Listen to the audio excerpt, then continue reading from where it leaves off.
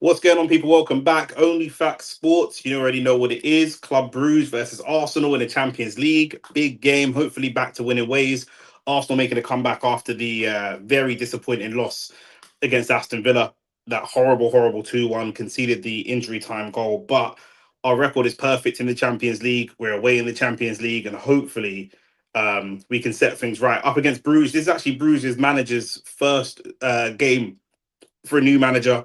They sacked their last manager after a run of bad results. But earlier on in the season, they were doing things in the Champions League. Do you know what I'm saying? This same Bruges team drew 3-3 with Barcelona, and they've had some good results earlier on. So it could be a new manager bounce situation. Who knows? I hope not, but who knows? Do you know what I'm saying? Um, but yeah, if you're here, like the video, subscribe to the channel. Obviously, we're here. Do you know what I'm saying? We are early for once. Do you know what I'm saying? Man never really see me early, but that's how much I've been missing the Arsenal and wanting to come in early and watch the game with the man. Then what you saying, Amad Diallo? Big up, big up. Where's the Chelsea fans as well? Chelsea fans, front and center. I want all the Chelsea fans front and center, the champions of the world, as they keep telling me. Do you know what I'm saying? Actually, that's a good point, Ahmad. Let's get into the lineup. I was hoping there'd be some Chelsea fans here because these men are screaming champions of the world and lost to Atalanta. Do you know what I'm saying? I don't want to hear these men talk about champions of the world. Champions of who? You ain't even champion in your own yard. You're not even comfortable in your own ends. If you're from London, you know that reference. You know what I'm saying? So, well, go on, Mac, what you saying? Let's get into the 11 because I did see some people saying that we'll probably rotate, and I did see some people online saying potentially Norgard centre back, and that's what we've got. Ben White right back, Lewis Skelly left back. Really happy with the fullbacks. I'm happy to see Ben White getting regular football. I think he's a fantastic right back. I think he's a very good attacking right back. Him and Madueke, it's going to be interesting to see what they do together. Could be good because Madueke, as we've said before, is more direct than Saka. If Ben White does the overlap and run and takes a defender with him, Madueke is more likely to run direct, whereas Saka's probably looking for a pass, maybe a cut in and a shot. So that could be interesting, but not a lot of defense on that right hand side with Timber and Saka doing those typical defensive legs. We shouldn't need that today. Obviously, we're hoping that we should put these guys to the sword, but let's see. Hincapie, Norgard, centre backs, like I said, David Raya in goal. It would be nice to see David Raya get a rest as well. I think we underestimate the workload that goalkeepers are put under, and David Raya has not had a rest for a very long time. So I'm surprised to not see Kepa in goal for this fixture, to be honest with you. Midfield pretty solid, but no Declan Rice. He's getting a well-deserved rest as well. I think Marino also needs a rest, but I think Declan Rice is probably more urgent. With the attacking talent that we've got back, we could probably sacrifice Marino a little bit. Gyökeres is back. Jesus is on the bench. We'll get into the bench in a second. But Zubamendi, Erdegaard, Marino, solid midfield. Marino probably going to have to do a lot of dog work today. Zubamendi and Erdegaard are going to be pulling the strings. And it would be good to see these two get a really good partnership going. I think away from Declan Rice, everything goes through Declan Rice in the midfield, but it would be really good to see Erdegaard and Zubamendi get a good partnership going. If we can start to factor Eze into that as well, whether that's on the wing or in the midfield, those three as our three progressive ball players having a really good relationship will pay dividends this season. And then up top, like I say, we've got Victor Gyökeres back in the Champions League, decent record in the Champions League. Really needs to score more goals coming back from injury, and that's what we're looking for from him. Madueke and Martinelli either side, and Madueke and Martinelli both similar profile, both direct, both going to look to beat the fullback, exploit space. Martinelli probably more running behind and exploit space. Madueke probably more get the ball to feet and run at the fullback, but a very attacking front three, I would say, where Saka, like we said before, can sometimes look to pass a little bit more than run direct at a fullback. These two will both be very direct. Do you know what I'm saying? And like I say, um, this team's got some talent in it as well. Like Club Brugge's team has got some talent in it. Do you know what I mean, they got Simon Mignolet in goal. We know about him in the Premier League and what he can do on the right wing. They got Carlos Forbes. I'm pretty sure he was at Wolves at one point. Was Carlos Forbes at Wolves, or was he in Portugal? He's a very talented winger anyway. Man City. He was in Man City. He was at Wolves. Yeah, he was at Wolves on loan. Excellent ball knowledge from me, by the way. But he's a really tricky, lightning fast winger, by the way. So him against Lewis Skelly could be a little bit of an ugly one. And then let's get into the bench. Do you know what I'm saying? Kello KLEL Productions predicts 4-1 with Saka goal or assist. Saka's not actually starting, so let's see. Let's go to the bench and have a look. We've got Bukayo Saka on the bench, Jesus on the bench, Eberechi Eze on the bench, Wanyeri on the bench. And that's pretty much it from an attacking perspective. Four good, talented attacking options. It would be really, really good to see Wanyeri get some minutes. Lots of talk of Wanyeri potentially going in January. Arsenal fans, talk to me about that, because I think that he should be incorporated into the team more. I think that games like Tottenham, games like Bayern, games where we've put teams to the sword, tonight, even if we can get 3-0 up or something like that, I don't want to be cocky and predict a 3-0, but if we are 3-0 up, we should be bringing Wanieri on to play. We've got, it's only really him from a youth team perspective we've got to incorporate. Max Dowman's out for a couple of months with a ligament problem. Defensively, we've got Calafiori on the bench. And that's really it. And then it's all youngsters after that. So, we're really trying to manage the defenders at the moment. We've got a solid squad depth, but at the same time, injuries can't be helped. A lot of people were going off on one about the medical teams and stuff like that. Look, we saw Mosquera's injury. He went up for a header, came down funny on his knee. We could see it straight away, and that's forced him out. That's not nothing to do with the medical team. But I think that the fact that we keep having players come back and then or close to coming back within days, within a week, and then all of a sudden the injury gets further and further and further along. I think that's where people are a little bit concerned about the medical team. AT is here. Mr. World Champion himself. World champion of what, blood? Is Italy in the world? That's what I want to ask you, AT. Is Italy in the world? Because you weren't world champions last night against Atalanta. So I just want to know, are you considering Italy in the world, or is Italy somewhere else? Is that in a different world entirely? Do you know what I'm saying? And I said Chelsea fans and players thought the season would end after Arsenal. Bro, these men were celebrating the draw, blood. When Arsenal celebrated draws in the past, we've seen the kind of flack they've got online, but these men were celebrating a draw against us and have barely picked up a point since. It's a good lineup, especially Rice needs to rest. If I were Arteta, I would drop him for Wolves game. Also, I think he'll feature in Wolves, but would like to see some rotation in game. I don't think it's always dropped or not dropped, because we do need to keep players sharp at the same time. So in game rotation, I think, could be really important. It doesn't matter if you lose this game. He should have dropped Marino too. I wouldn't say it doesn't matter if we lose this game. We're on not a great run of results, and I think that it's really important that we get back to winning ways. You're right in terms of the Champions League. It doesn't matter necessarily from a Champions League perspective. We're going to qualify. We're top of the Champions League at the moment. We're top of the Premier League with 2 points. I think we might be top of the Champions League as well, where we were before this game day. So I know what you're saying, but I think for momentum perspective, I think it's important that we keep winning. Do you know what I'm saying? F Techs are in the house. What are you saying? It's champions of the world. Man, are in the top 4 race. How did my club get here? Bro, you man thought you were in a title race, blood. Like I say, you man, do you know what I mean? You man drove past the club and felt like you were inside it, blood. Do you know what I mean? That's just what it is. So, but we know Chelsea inconsistency with regards to their results. I still want to know whether or not Chelsea fans consider Italy inside the world or not. Do you know what I'm saying? Because man are champions of the world except for Italy. Do you know what I'm saying? So that's what it is. Except for Arsenal, really, because you man didn't even beat us. But you know, we are where we are, blood. We are where we are. Drop your predictions below. I'm going to keep an eye on the other games as well. Bayern slapped Sporting yesterday. Monaco beat Galatasaray. Marseille won. I'm just looking for any big games. Barcelona and obviously Liverpool. Yeah, Liverpool scraped that 1-0 against Inter. Big result for them. Mohamed Salah going off the deep end. Do you know what I'm saying? He's going to be gone. He might even go in January. Like it looks like it could potentially be that bad. Do you know what I'm saying? He could be gone in January. So I'm interested to see you guys' thoughts on that situation as well. We're 10 minutes away from kickoff. Copenhagen just today beat Villarreal, but the big games, Newcastle's got a big game against Leverkusen. Real Madrid versus Man City is probably the biggest game. PSG in action tonight. Juventus against Paphos.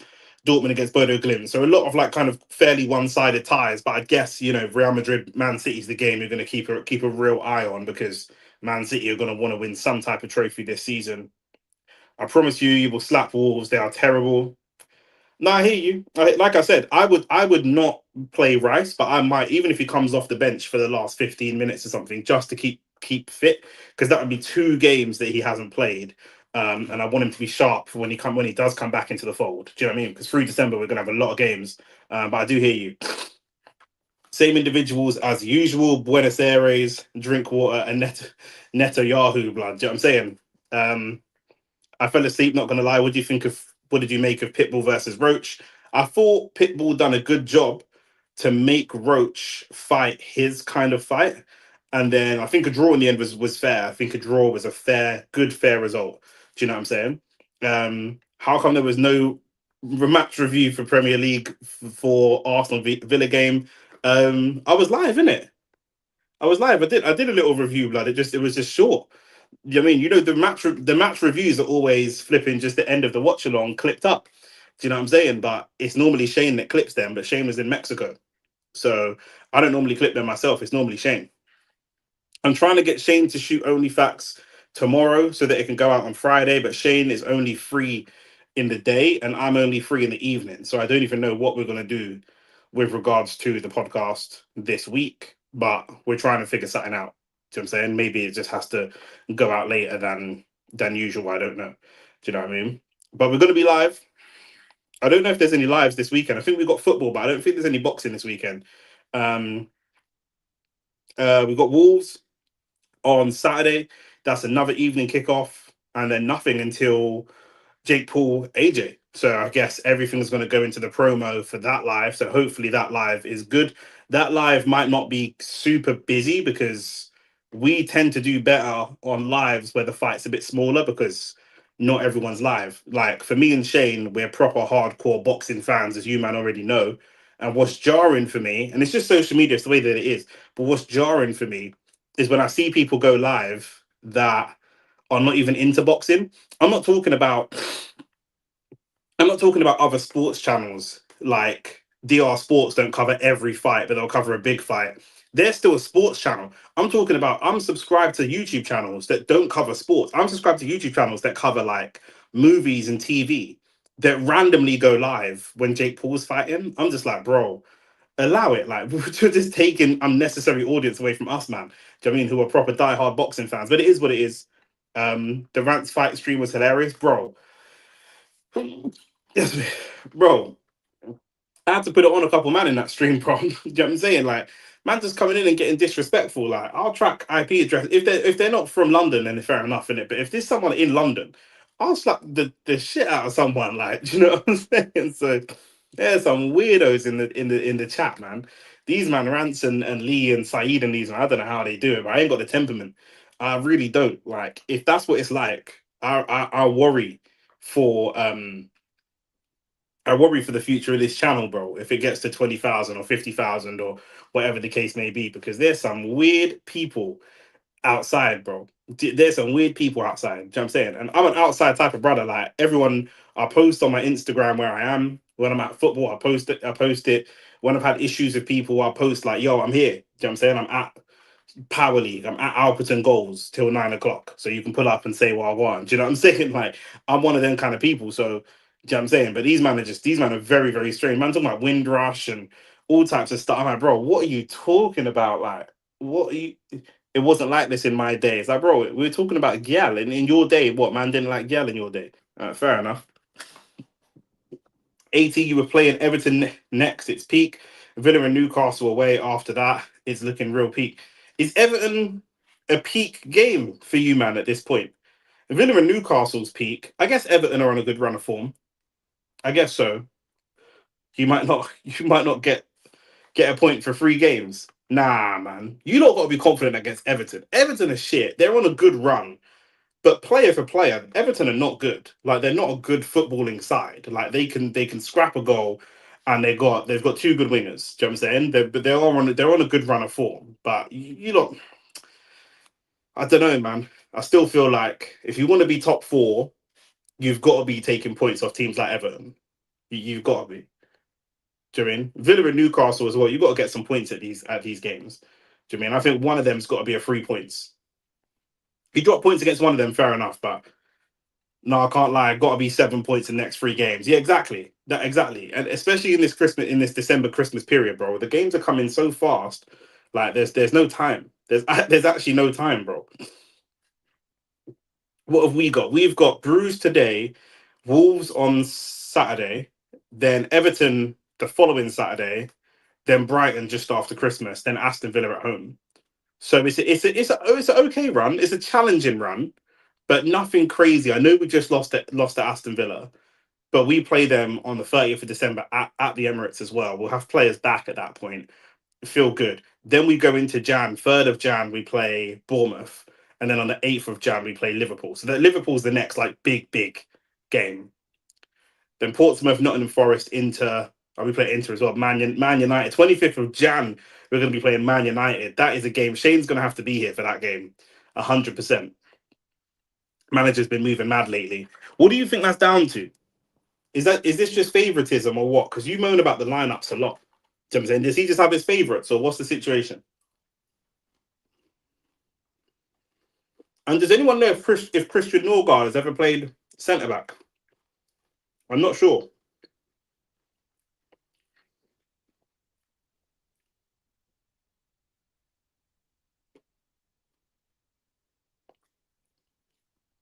I get the most random emails.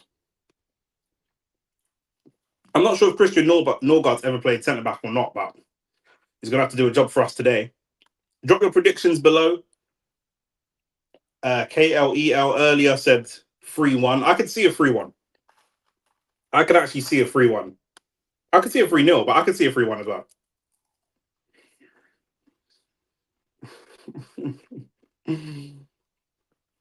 Please check out all Chelsea's transfers from the 21-22 season. Criminal. So we have a look at this. Blizz, what you saying, my bro? Chelsea's 21-22 transfers, yeah?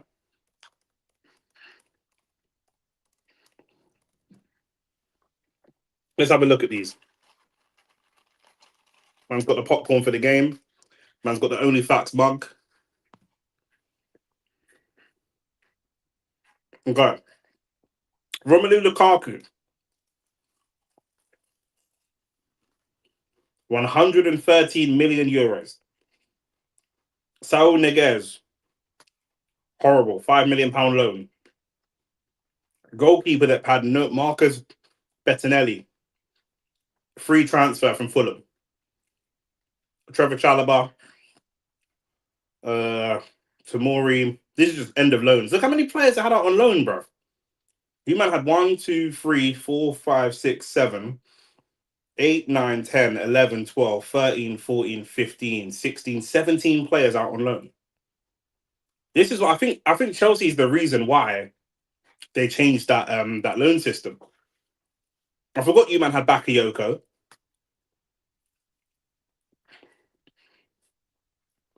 So the players that they sold who?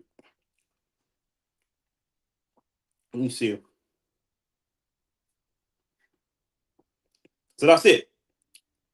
That's it really. So it's Trevor Chalobah coming up, the goalkeeper, Saul Niguez, and Romelu Lukaku. That's it really. Yeah, 3-0 Arsenal. I'll take that. I'd like to see Zubamendi get a goal. Zubamendi, Erdegaard,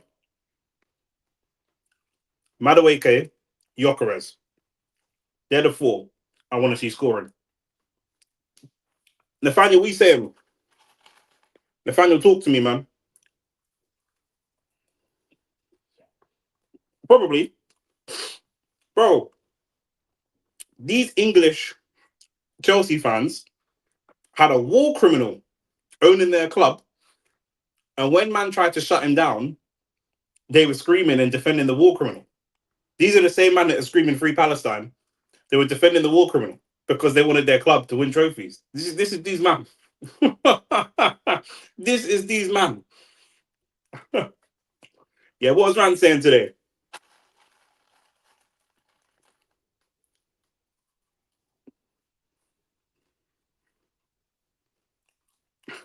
And when the Arsenal game's about to start, let me quickly look at the following year.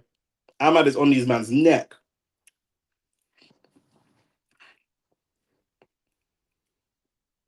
Enzo for 120 million. Fafana for 80 million. Mikhailo Mudryk, who they killed his career for 70 million. Mark Cucurella, he's been good. Raheem Sterling for 56 million. And Koulibaly, bro, I forgot that you man had Koulibaly, you know. Am I bugging? I forgot you man had Koulibaly. Badiashile, 38 million, horrible. 35 million for Noni Madueke. For you, man, horrible. 30 million for Gusto. Not terrible. That's a good, decent signing. Chukwuemeka, Emeka, 18 million. You man should have kept him. Or have you got him? Is he on loan? Or is he sold? Andre Santos, 12.5 million. Not terrible. Pierre-Emerick Aubameyang, 12 million. Forgettable. And David Fofana, 12 million as well. You man just got bodies in the basement for no reason. Yeah, but we know Rance's philosophy on football. We know Rance's philosophy. Rance's philosophy on football is just different to mine.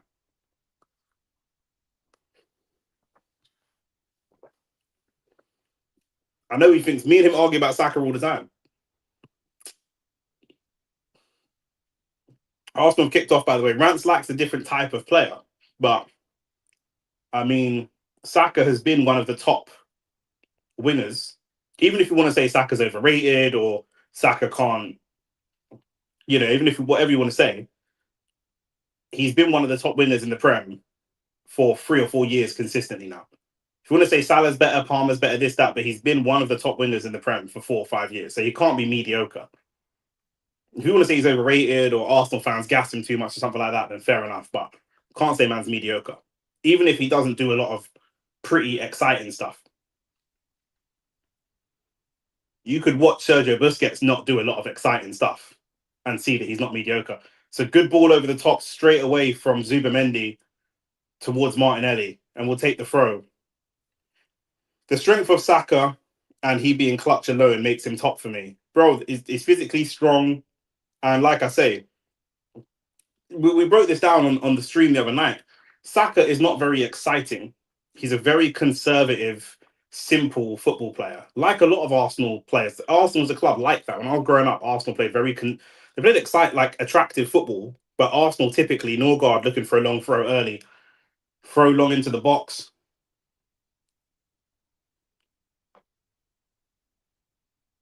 It's going to go for another throw.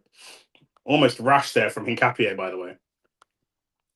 Rance believes Bruno is bad and United carrying him, which is mad. Bruno is both good and bad. It just depends on whether or not you think that the goods that he does outweigh the bads that he does. Do you know what I'm saying? That's a good point. You lot do sell very well. You sell for good money as well. That's true.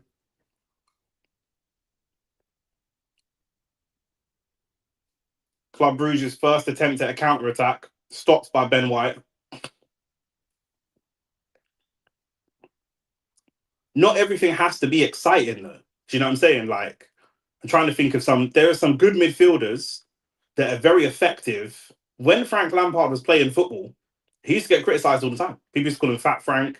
People used to think it's quite boring. It's quite conservative, quite boring. He could crash the box and score goals. It wasn't until he retired that people really thought this brother's a real player. Like, his legacy got better as time went on. Good passing to Gyökeres's feet. Can't get it out of his feet. Madueke.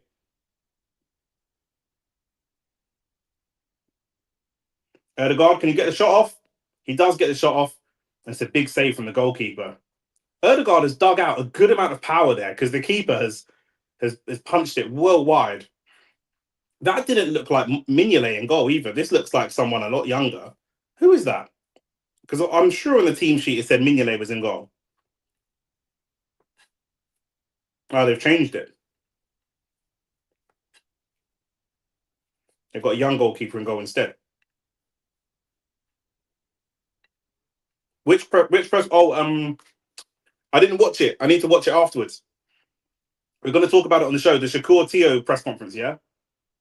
Hincapié, that was awful. Hincapié does this thing where he kind of stutters on the ball and he doesn't look like he has the ball under control. And it's very, very annoying. Here comes Forbes that I spoke about. We know he's lightning quick. Bruno is a net negative to the football club. Bruno's stats save him. Nick, that is why they are doing human trafficking. They sell very well too, 100%. Their man are just Chelsea are just Andrew Tate as a football club, blood. I'm not going to lie. The misfits of football clubs. It's a good shot from Erdegaard. Just to replay the first one. Digs out a lot of power. And Tio is a weird brother. I'm not going to lie. Tio is a weird brother. We got players coming in 2027, bro. You might have probably signed players that you're not going to live long enough to watch play. Do you know what I'm saying? It's one of them ones with Chelsea. Chelsea have always been like this, though. They're a high risk club, innit? Do you know what I'm saying? Either it works or it works really, really well, or it's horrible. Because such a high gamble club, Chelsea. This is why they win trophies, to be fair.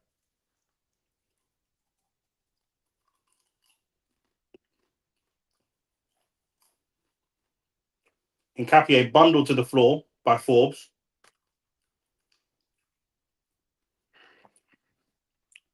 Bro, if we're honest, a lot of them Americans are weird, bro. A lot of them man are weird. They're weird people, bro. They're not very well mentally and emotionally adjusted to live in a normal life, bro. That's why they have to box. If Tio weren't a boxer, what would he be? He'd just be working the grill. He's a very weird character.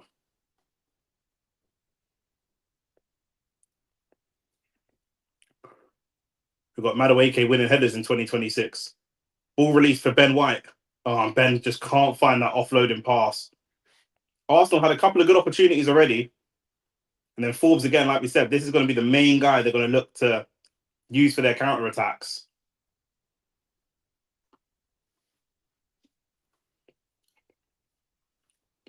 Yeah, Tio's dad's okay. Yeah, it's annoying though. Like, I don't like the direction boxing's going in because I don't like the fact that a lot of the fans are casuals, and so you need a Bill Haney or Tio's dad or somebody to come and sell a fight. Like a good fight shouldn't need to be sold in the way that sometimes it needs to be sold because most people are not really technical boxing fans. Good one too there from Club Brugge. Forbes is brought down. I think they were appealing for a penalty, but I don't think it was. I like watching Erdegaard, but he's not a big game player to me. I disagree. He was, and then he had like 9 months out injured. Erdegaard had a ligament injury that could shut down some man's careers. So it's going to take him a long time to get back to his full level. But he's definitely a good guy. But bro, when he played against Man United, not last season, the first season we bought him, he was dictating in big games. Do you know what I'm saying? He ended the season, again, not last season, season before. He ended the season the midfielder with the most goals scored. Do you know what I'm saying? So he has the ability, but he is still coming back from a very, very big injury. And like I say, some of them serious ligament injuries, they dead man's careers entirely.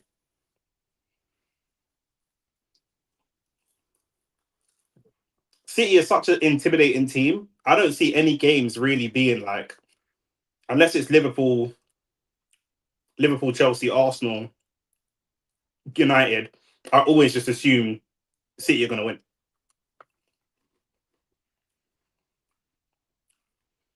We have to be winning pretty much almost every game to win the league. It's a good ball over the top from Erdegaard.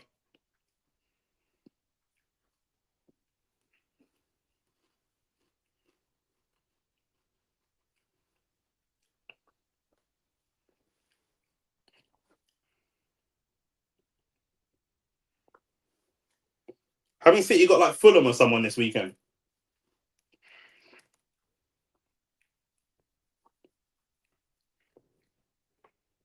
Crystal Palace. Okay, that actually could be quite a difficult game to be fair. If I put Bruno instead of him in one of the previous seasons, you would have won at least one. That's such bullshit. That's terrible. You don't watch Bruno play football then. You don't watch Bruno play football, or you don't understand football because ball in for Ben White. We'll take that corner. Arsenal's first corner.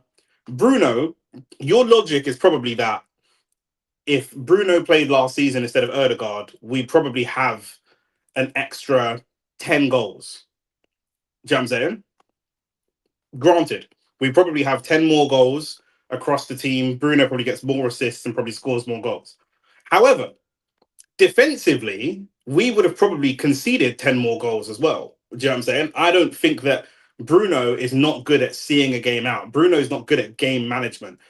Odegaard is much better at, if we're 2-1 up against United, we can bop the ball around much more with Odegaard than we can with Bruno and just make sure that we play safe, which is what Arsenal like as a club, which is also, again, the reason we don't win as many trophies, because we don't gamble as much as Man United or as Chelsea. Good corner that comes in. What are you saying, Mustafa? What are you saying, bro? That was a really good corner, but the keeper got a big punch to it. Arsenal knocking on the door already.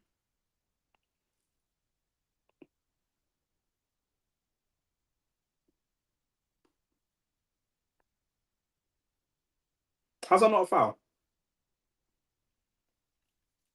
You didn't listen to what I said. You started typing for no reason. I didn't mention Erdegaard's ability to defend at all. You didn't listen to what I said.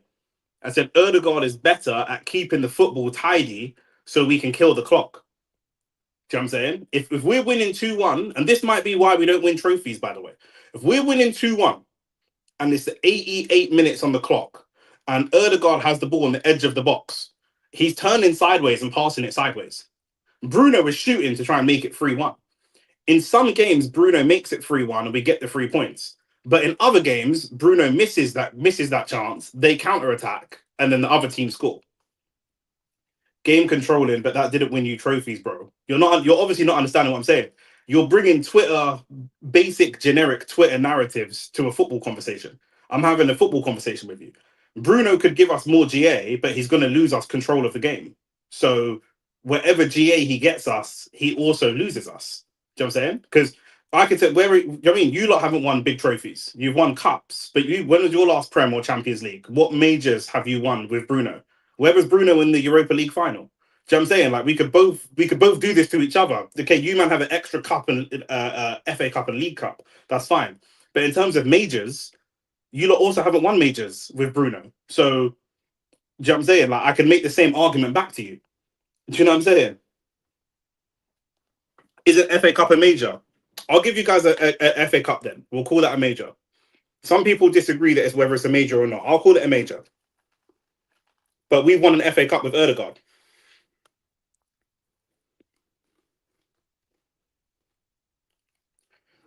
Game controlling is better, but that doesn't win you trophies. It depends. Bruno hasn't won you guys trophies. Do you know what I'm saying? So we're in the same situation. If you had Bruno, you'd just be playing with 10 players in midfield. Simple as that. Madueke is down. Saka getting warmed up. We're only 12 minutes in, so that's not a great sign.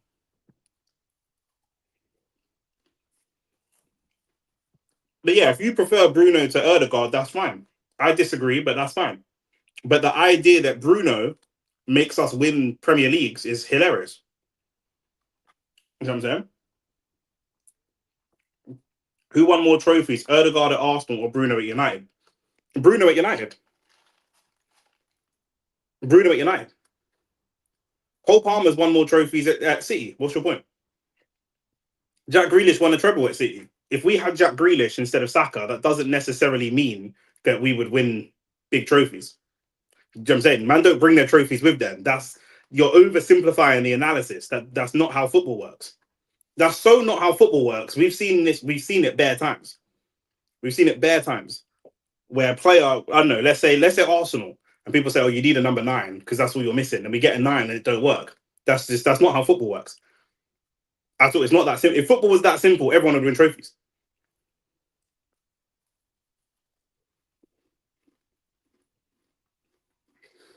Or whoever.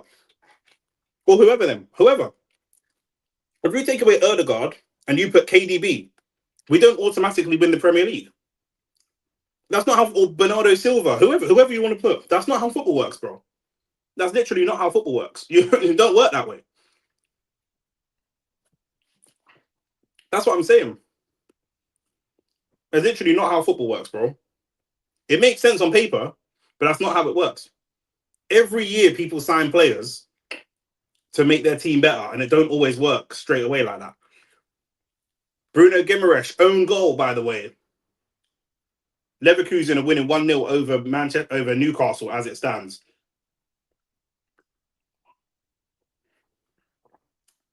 Still 0-0 in the Real Madrid game.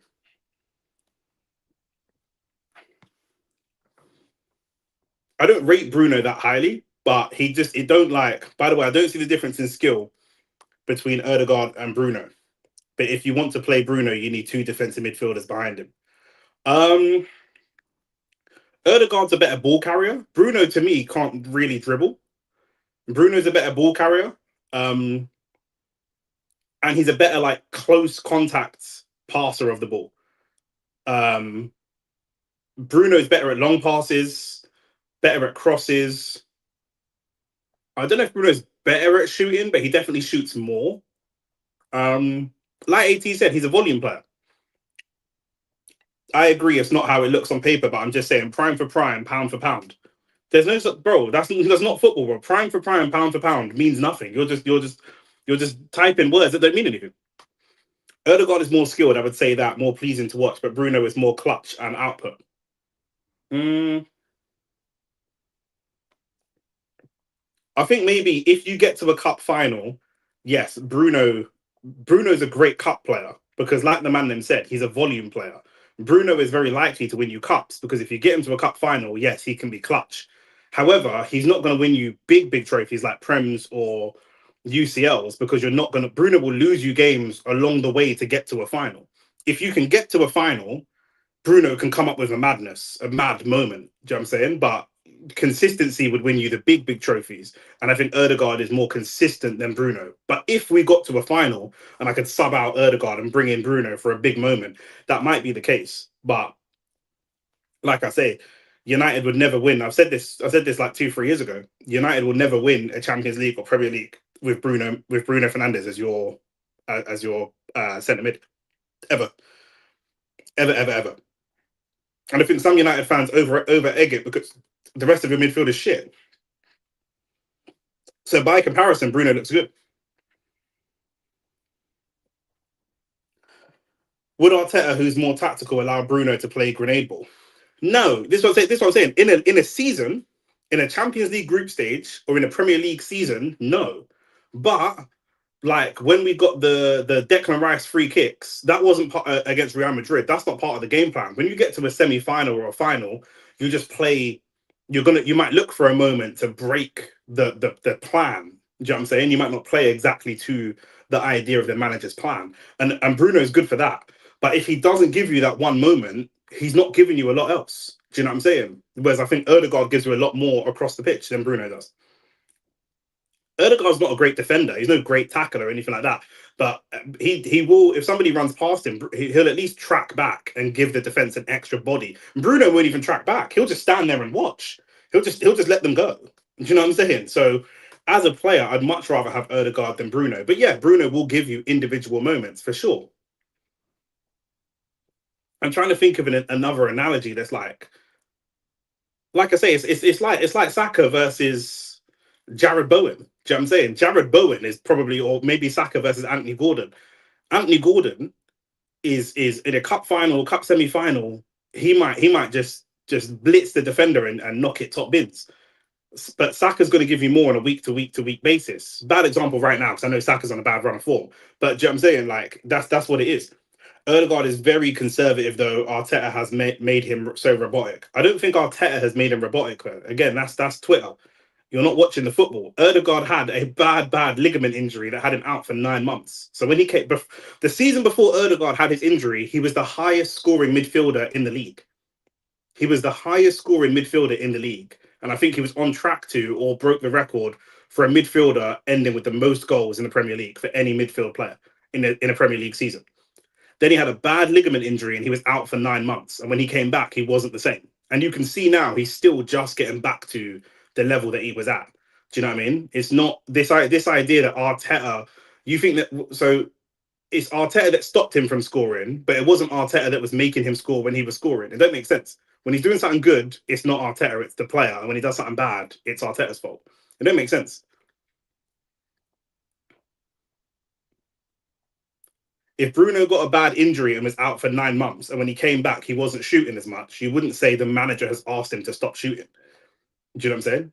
United have had managers that have asked him to stop shooting like that, like and be safer with the ball, and he's still going to shoot. Do you know what I'm saying? So it don't make sense.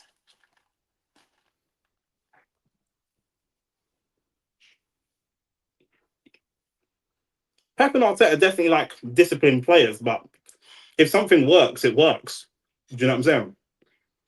The problem with Bruno playing for an Arteta or a Pep is that although he gets goals, his return rate is not very high. Do you know what I'm saying? The amount of shots he takes versus the amount of goals that he gets is not worth it.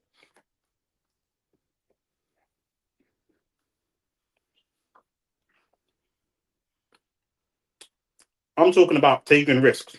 Erdegaard barely takes any risks. There's no X factor. You man keep talking about this X factor. There's a lot of very good players that don't have an X factor. A lot of very good players that don't have an X factor at all.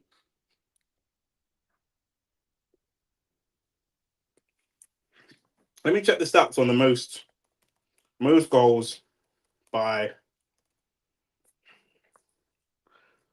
Arsenal. Still putting a lot of pressure on Club Brugge, but just not able to break the defense just yet. Oh, can we get a shot away? Lewis Skelly. Oh, it's off the line.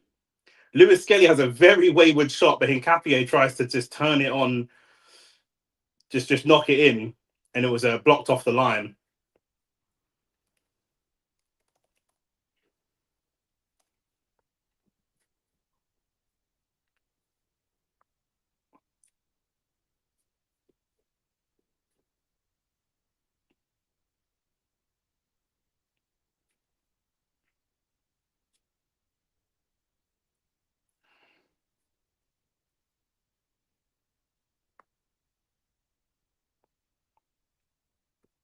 It's a good play from Martinelli. Martinelli, good cross. Can we get tapped that? Does that go for a corner? Or is that a goal kick? Ref's giving it as a goal kick. It's Matt Letizia, 25.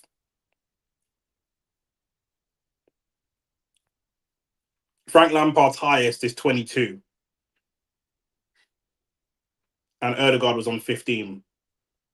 I don't know where that stat come from then. He's a long way off. But it's Matt Letizia that holds the record anyway.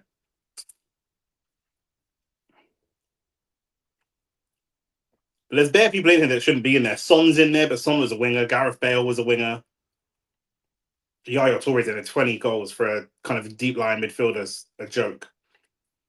But yeah, that's your captain to win the league. Man can score goals to Wolves, but when it comes to City at home, where was you? I don't even know if he played against City at home. We beat City for like 5-1 last year.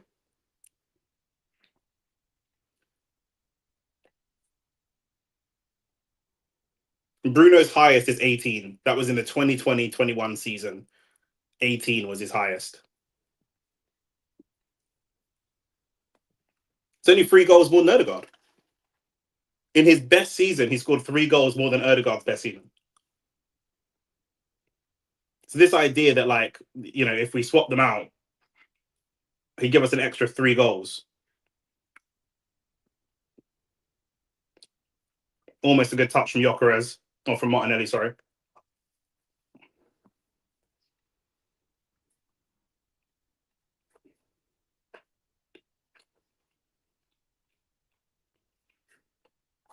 I'll look it up at halftime. I'll look up where they average. But like I say, even if it is more, which it probably is, I still don't think that necessarily wins us the league just because we have Bruno. Bruno's got a lot of deficiencies in his game. He's very petulant. He's not got a good mentality, in my opinion. 80, he shouldn't act like that, even if he is right. But Jamie Crash Out is funny. Oh, the Salah thing. Yeah, bro. We're definitely going to talk about that.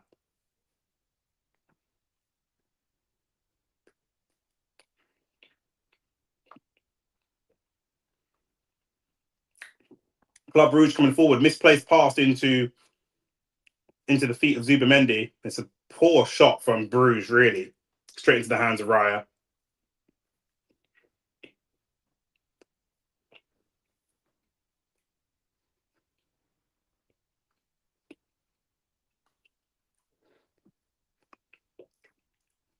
Salah might be gone in Jan, blood, if we're keeping it real. He might be gone.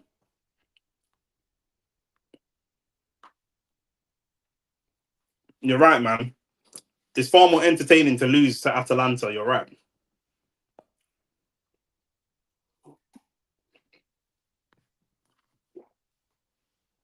That would keep the crowd entertained, AT. You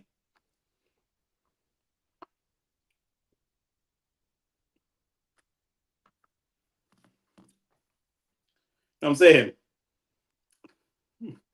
Madueke, good feet. Madueke. Oh, what a banger. Oh, my God. 18. 18. What a goal from Madueke. Oh, my God. 18, please type in the chat. Please type in the chat. Oh, my goodness. 18. Every time. Jinxed every time. When Arsenal knock, it's a different knock. It's a different Madueke. It's a different Madueke, bro. Look at that. Look at what a strike that is. Even a goal like that is probably not coached. Arteta has not told him to pick up the ball, run through 3 man and slap it from 30 yards. He's not told him that. He's definitely not told him to do that. Do you know what I'm saying? Oh my goodness. Man said except from Villa, bro. Man had one bad game. It wasn't even that bad a game. He came on as a sub. That's not on him. That's on our defense.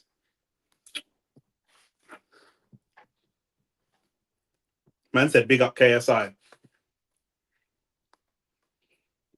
Of course, that's a great goal. What am I talking about? I got man that ain't even in the Champions League trying to banter. Get out of here, blood. And I know the predictable Twitter response, man, and say, "Oh, when did you last win it, bro?" We're talking about now. You man just live back in the day. Man, tell me about if Bruno did this and if Bruno did that. Come on, man. What are we doing here?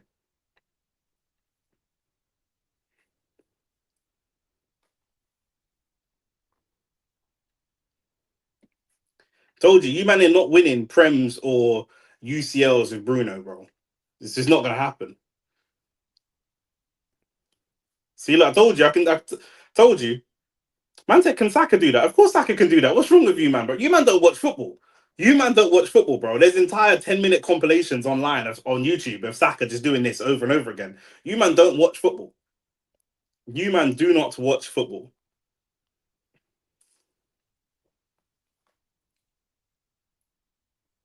Saka scored a goal like that against Manchester United on multiple occasions. That's just against Manchester United. Like, what are we talking about? Here we go. It's Club Bruges at the end of the day. Bro, man said almost there FC. You man ain't even almost there. Like, what are we talking about? What are you talking about? In terms of Prems and UCLs, where are you lot, bro? Do you know what I'm saying? Madrid scored as well. Oh, boys. Real Madrid 1-0. It was Rodrigo. Rodrigo, you know. The player that some people are saying Arsenal should go for. Benfica 1-0 over Napoli as well. And Dortmund 1-0 over Bodo Glimt.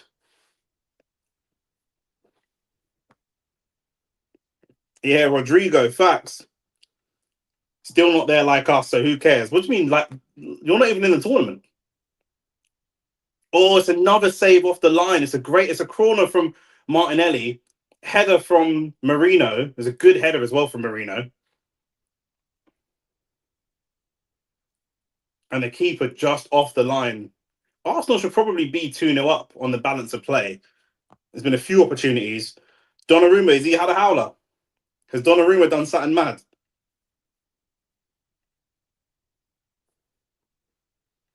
I'll go straight to Twitter.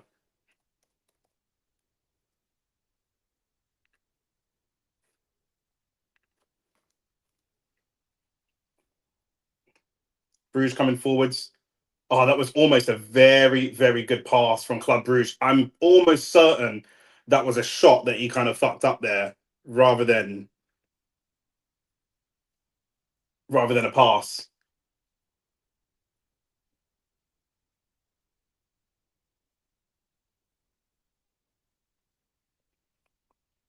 Hincapié kind of reminds me a little bit, just a little bit of like a Romero, where he just can be a little bit over aggressive at times.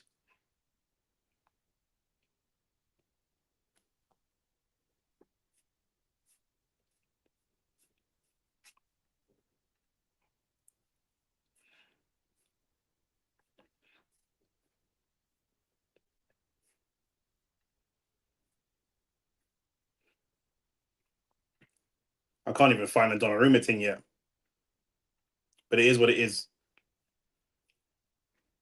This motherfucker ran to Arteta, you know, bro. Of course, our players love our gaffer, blood. Do you know what I'm saying? That's what it is. You man only know about toxic relationships. Do you know what I mean,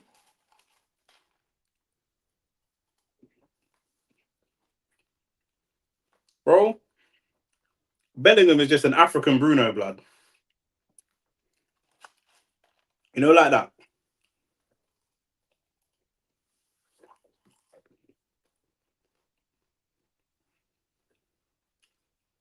Except for Arba. Yeah, because he wanted to take extra days off and that, blood. What we doing?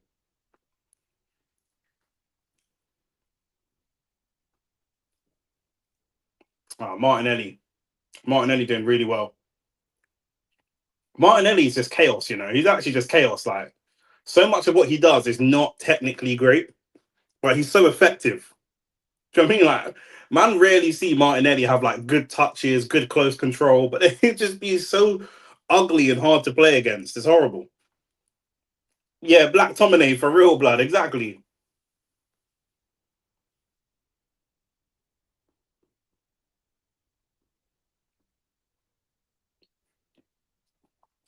Another corner here.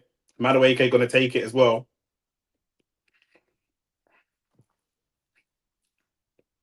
You were shaking your bat in for him to come on the weekend. For who to come on? For Martinelli. Yeah, because he's exactly because for the same reason. He's effective. What do you mean? You're acting like I'm saying something mad. He's not technical, but he's a very effective.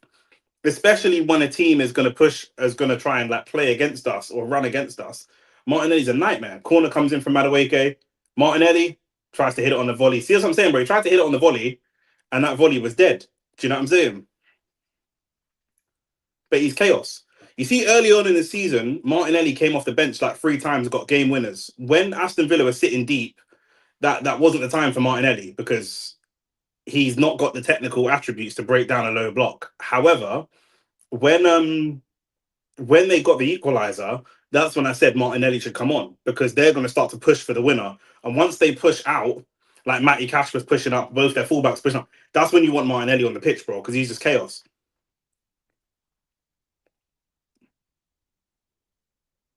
So I'm being consistent in what I'm saying. You might spend too much time on Twitter, man.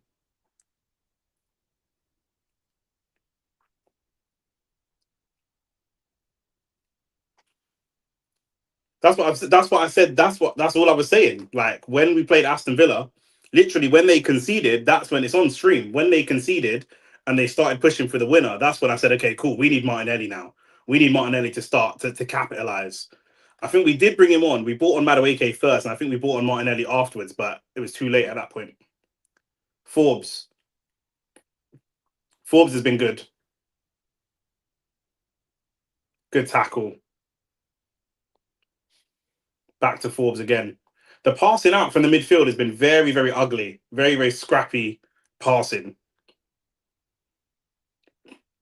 But Forbes is really all they're looking for. Give the ball to Forbes. That's it.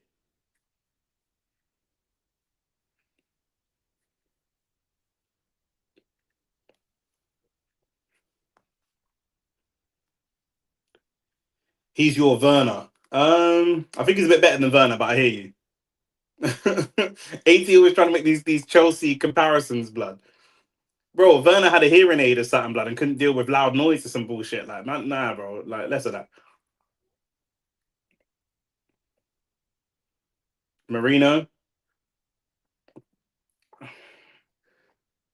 Marino's got good feet, but just passes the ball into a dangerous area, and then now Forbes is straight on the counter attack. And Club Brugge were nearly in, and that came from That all come from Marino. There was an easy pass. He chose not to take it.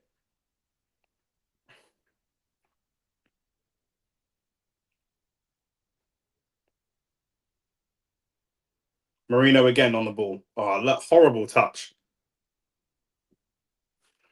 I was thinking of one as well, you know. While I was watching the game, I was thinking, bro, I was thinking of one, you know, bro. I swear down, blood. I was literally thinking of one as well. Man, like German burner and that, bro.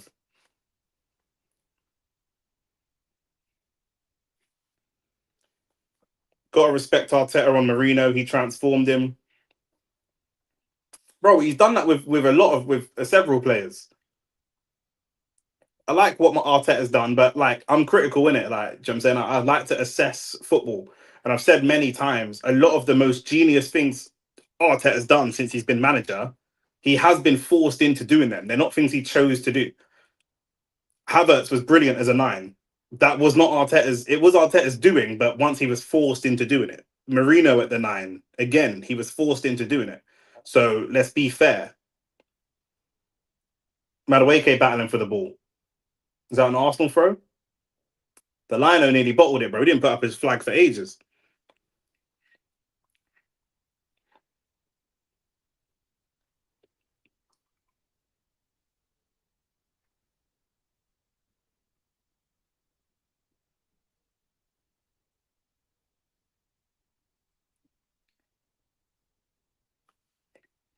Or is it 1-1? City 1-1. Who was it? Haaland? Nico O'Reilly, you know.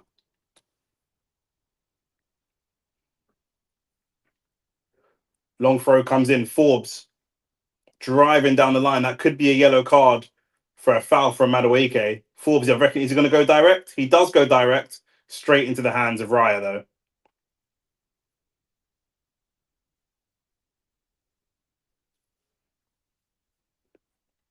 Shirky balling on Julius Bellani's head top. We love to see it.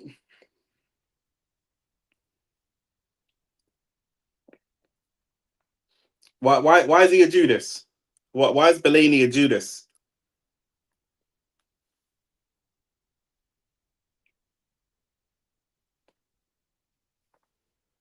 Sounds like both keepers are having a howler in that game.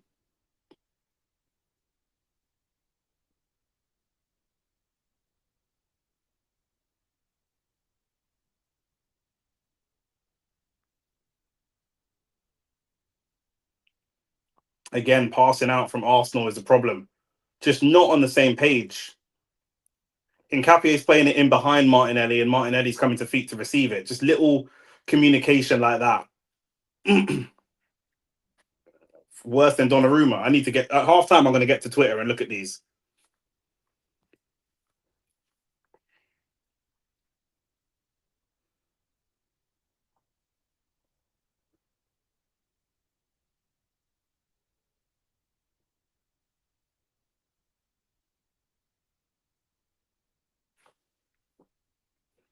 Alonso might be sacked before Amorim. Imagine. If Alonso gets sacked, yeah, he's just going straight to Liverpool, blood. I'm not going to lie. So if he gets sacked, I'm not even celebrating that because he, like I say, he's a good manager, I think, and he'll just go. Liverpool will sack Slot to get Alonso, 100%. I actually think Liverpool would sack Slot to get Alonso in before another club can take him. Oh, a shot just bent wide from Club Brugge. Amram should have gone a long time ago. Definitely after the Europa League final. Definitely. That is the worst cup final I've ever seen. I've ever seen. The lowest quality cup final I've ever seen. And you would never think that like United were the favourites. To allow that Tottenham team to win and put up such a weak fight is poor.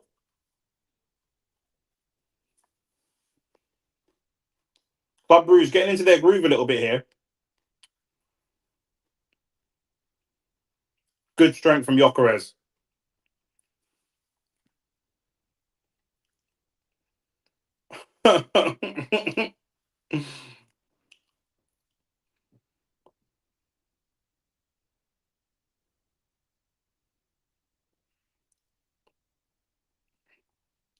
Arsenal need to start. We should probably be 2-0 up, but they are starting to take some control over the game. Again, passing out really poor.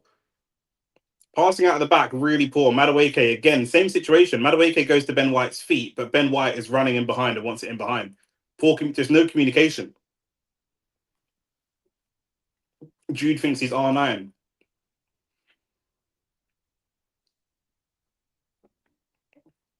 What are you saying, man? Them Jude got to be on the plane for the World Cup though. Me and Shane are going to try to be out there.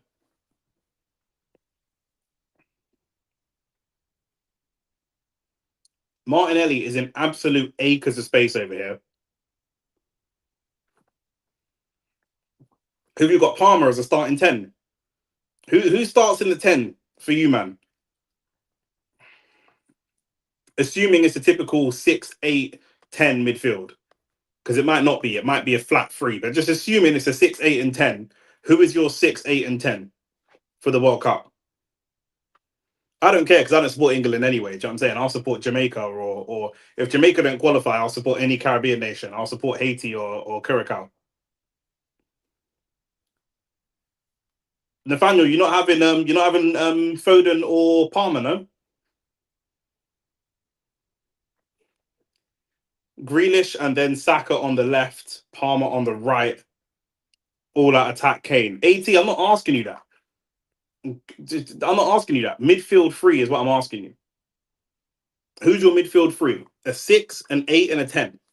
Man are telling me about Grealish and Saka and Palmer on the wing. Bro, get out of it, man. Just tell me about your midfield 10. Who's the 6? Who's the 8? Who's the 10?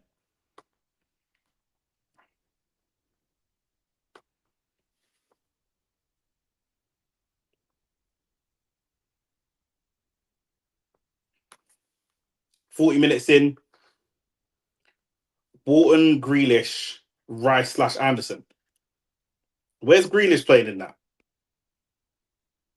Is Grealish the 10 or is Grealish the 8? Grealish can't play 8. I'm dubious as to whether or not Grealish can play 10, but he definitely can't play 8. Club Brugge trying to knock at the door with some crosses into the box. We've got to use Martinelli. Grealish 10. City pen. Ah, bruv. Grealish in the 10. I don't know about that.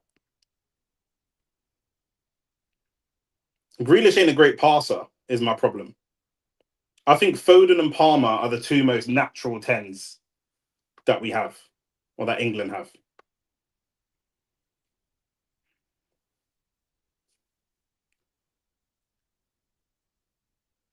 Club Brugge again knocking at the door.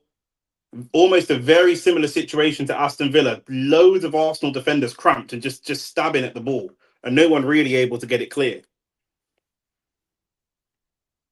Anderson, Rice, and Jude with Rodgers to come in. What about Wharton? Would you have Wharton to come in as well?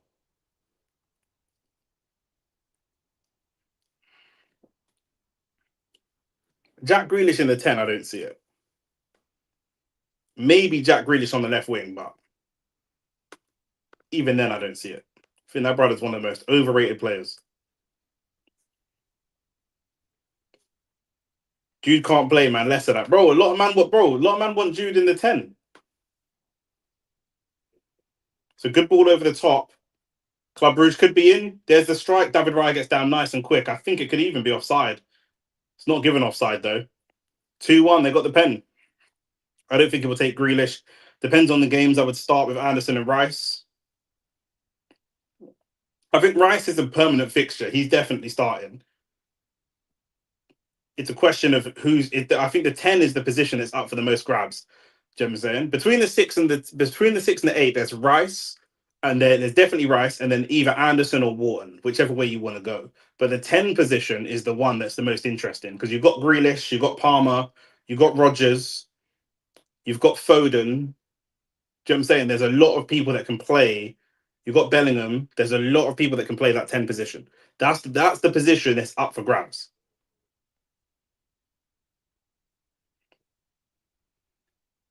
Bruges player down injured. What are they going to do? They're going to kick it out.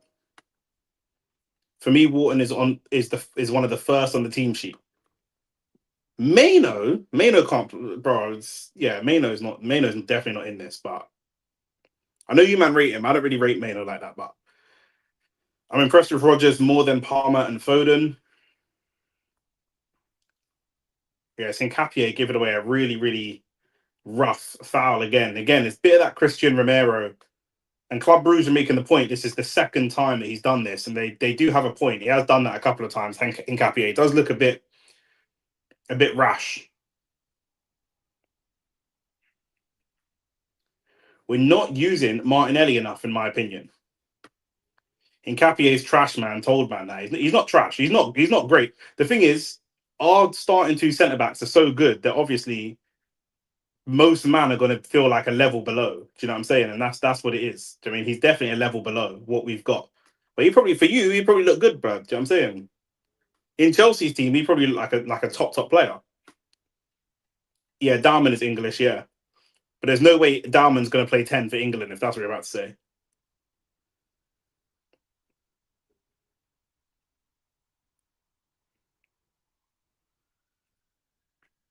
Why are you thinking of him for the 10?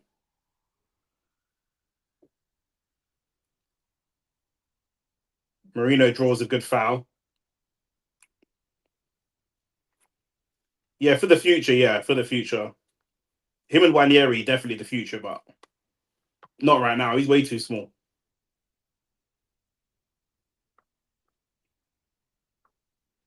Next World Cup still might be early. He's only 16. He'll be 20 by the time the next World Cup comes around. He'll still be kind of early in his career. I don't think he is. If he does leave, it's going to be on loan.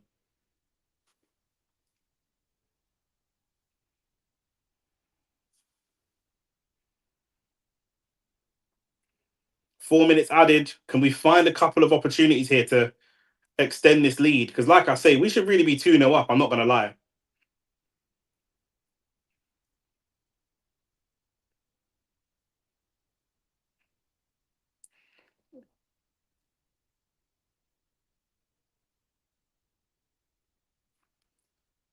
Esteval 2026. Will he not go to this World Cup? Erdegaard crosses towards the back post. Can we find a shot?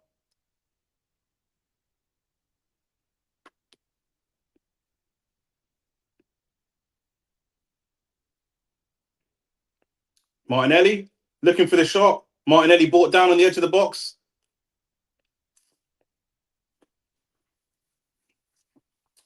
The ref played advantage, but we should have taken the free kick, man. There was no advantage there.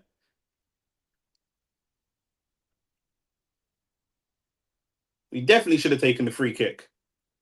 I can't believe Rant said Shirky is more skillful than Messi. I understand what he's saying there. Messi doesn't do skills. Like when he says skill, I disagree, but I know what he's trying to say. Madueke nearly makes it two. Good cut in and strike. That's what I'm saying. If we're talking skills in terms of like FIFA, right, analog stick skills, Messi don't do no skills. Messi's just a 10 out of 10 unbelievable dribbler. He can just dribble better than anyone, but he doesn't really do skills. He don't do Rabonas and flip like Neymar and them kind of man that do skills. Do you know what I'm saying? Messi's never done a Rabona assist and stuff. Now he doesn't. When I say Messi's never done a Rabona assist, he doesn't need to. He's so good. He doesn't actually need to do that kind of stuff. He can just do the normal stuff to the highest possible degree. That's why Messi's special. Do you know what I'm saying? That's what I'm saying. Like, what type of skills are we talking about? There's a lot of players that's more skillful than Messi, but they're not better players. They just do more skills. Neymar's more skillful than Messi. He's not better than Messi though. He's just more skillful. He does more skills.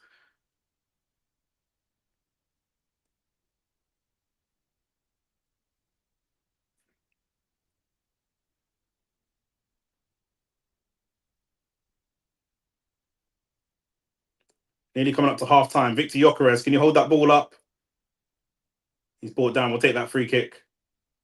What is going the other way? What?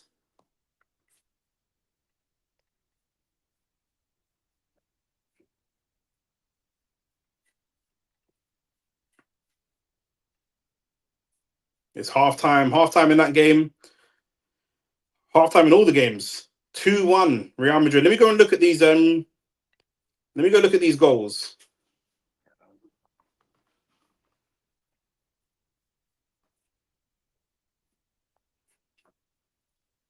Who scored? Who scored? Who scored? Who scored? Who scored for City again? Let me double check because I'm just going to go to Twitter and look up. Rodrigo. That was it. Let me look up Rodrigo's goal.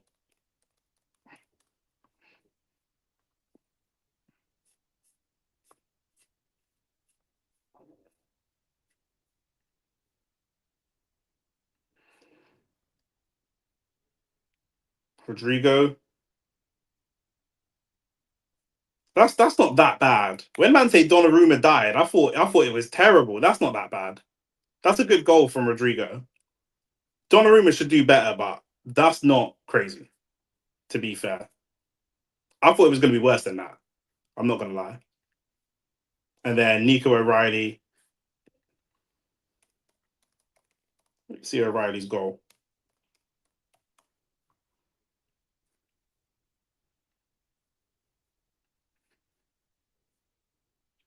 Oh, is that from a corner? Oh, fair. That's fair. That's kind of a basic goal. All right, cool. You man said that the goalkeepers died, bruv. Neither of the goalkeepers really died, from what I just saw. Am I bugging? Messi's dribbling FM 2020 flair is the skills thing. Facts. Yeah, 100%. Messi will run and do like a step over or something like that, but Messi's thing is just dribbling and passing, bro, and his agility. He actually he's so much better than Neymar. He doesn't have to do the skills that Neymar has to do. Neymar has to do skills. You know what I'm saying? Messi don't even need to do skills. Like he's that peak. Like obviously the Haaland one was a penalty, so I'm not gonna bother watching that. Keyshawn and Hitchens were squaring up today as well. Yeah, I definitely want to see that fight. I think Keyshawn Davis has the ability to school Hitchens, but it's just what Keyshawn Davis are we going to get turn up? You know what I'm saying? Alonso's job on the line whilst Amorim survives. Levels in it. Levels and expectations. It's not bad, but he should do better. I think he's expecting a cross, isn't he? He's expecting a driven cross across his box, and it's gone in. So have you seen Jude kick up video with the other England players? He was getting cooked by even Ramsdale. Let's talk about Salah. Yeah, let's talk about Salah. I think Salah, I sent a voice note in my group chat earlier. Salah, for me, is 100% in the wrong, and I'll tell you why. I really don't like footballers. Footballers and boxers, they're super emotional. And footballers are even worse. Boxers, I can understand. You put your life on the line when you go in the ring, and you don't have a very comfortable salary. Footballers, you have a very, very comfortable salary. Here's the thing: we all know that Mo Salah is not the best player. He's got great output. He scores a ton of goals, and he's amazing for that thing that he does, the dribbling and the getting the goal and those kind of things. But if you come in, and Klopp had a great relationship with him and stuff like that, if you are a new manager coming into the team, let's use this example. So, I'm not being biased. Let's use this example. In the last 5 seasons, Saka has been Arsenal's main talisman. He's often come up with the goods in a clutch game, whatever. We can talk about cup semi-finals, whatever, but he's come up with clutch goals and clutch moments for Arsenal across the season.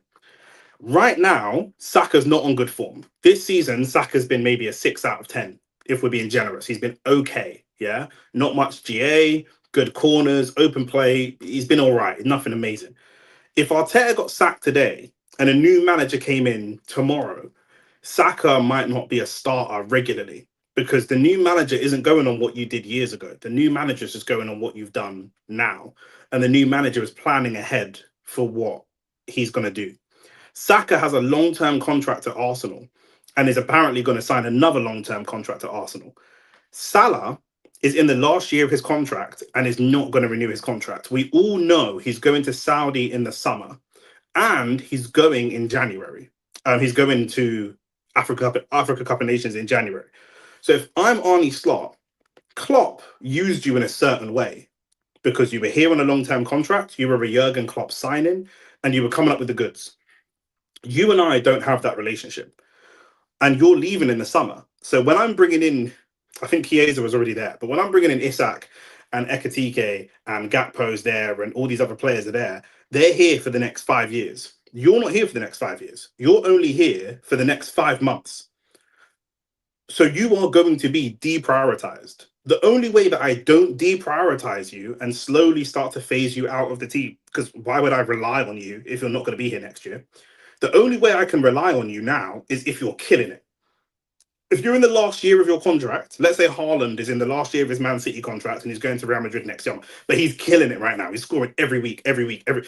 We've got to play this guy because he's playing so well. We have to play him. Mo Salah is not playing so well. He has to get played.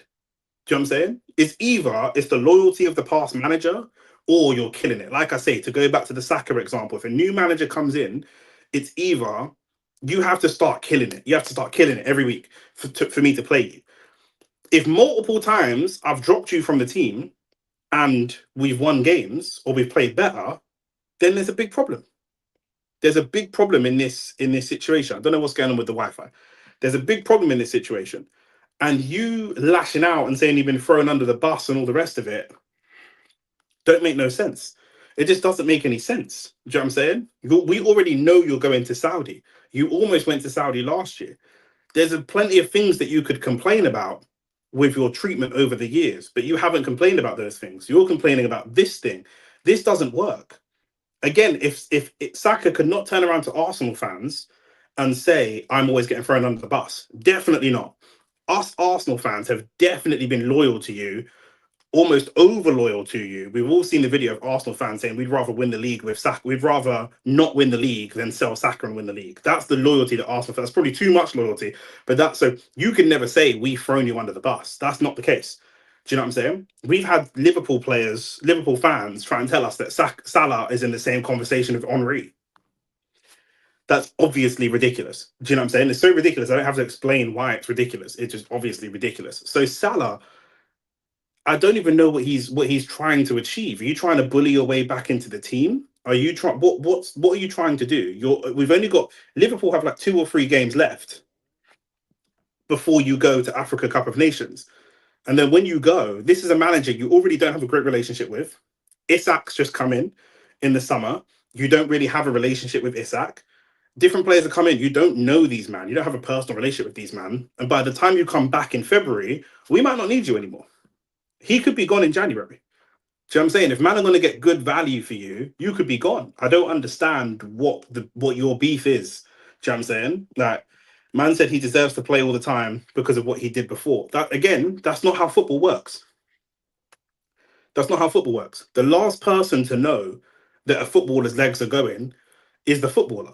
Do you know what I'm saying? The fans can see it before a player can see it. Even with boxing, like, you know what I'm saying? The boxers can see it.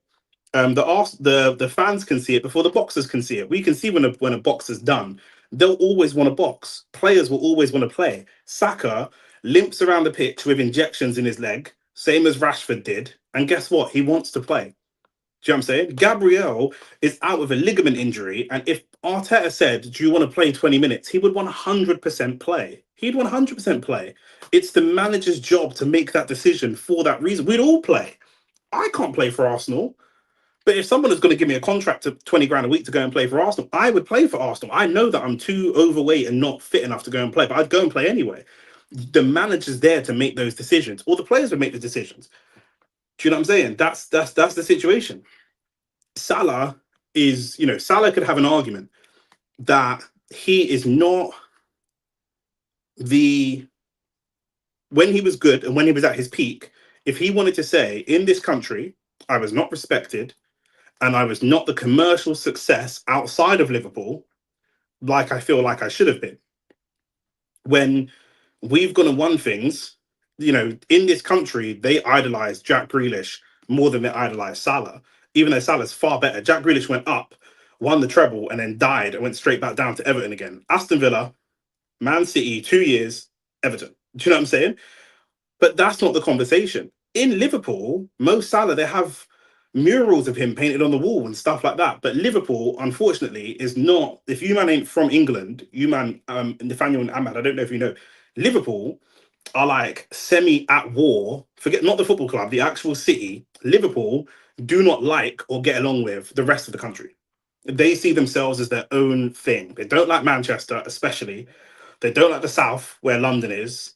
They don't like anyone. Liverpool just like their own thing. Do you know what I'm saying?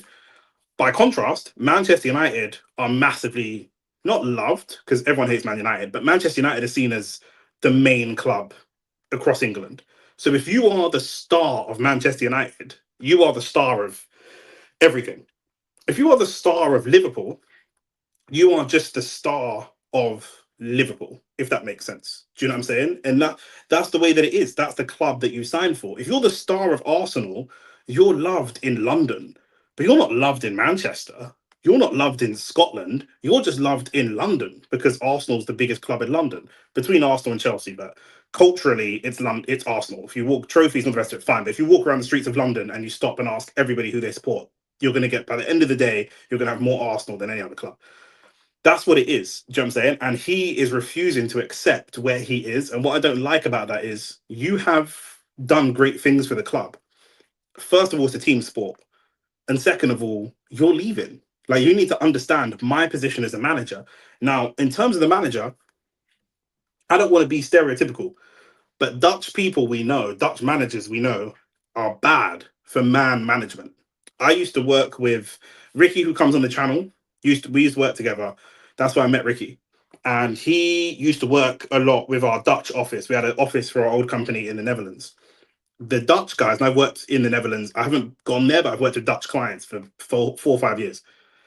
The Dutch clients are very direct. They have no interpersonal skills, right? If you're American, it's very natural. If I meet Nathaniel for a business meeting in America, it's very natural to have 5 or 10 minutes of chit chat and polite conversation before we get to the business. In England, kind of similar. We have some polite conversation before we get to the business. In the Netherlands, they don't do that. There's none of that. In the Netherlands, it's just straight. I had like a 5-10 grand Rolex on. I went to see a client that was Dutch, and he said to me, "What time does your watch say?" And I said, 2 o'clock. And he laughed and said, "How much did your watch cost?" "Yours costs thousands, mine costs $50. And on both of our watches, it's 2 o'clock." That's what he said to me. Do you know what I mean? That's what he said to me. He's just mugging me off. Like, why is your watch so expensive? It's 2 o'clock on your watch, it's 2 o'clock on my watch. You know, what's the need for the watch? That's what they're like as people. They're very direct. They're very, very direct. So a lot of the Van Gaal, we've seen this with other managers as well. They're not good. We saw this with who was the Dutch manager that managed Barcelona for a bit? Kind of ginger looking brother. Ronald Koeman. We saw this with Ronald Koeman. They are not good with interpersonal skills.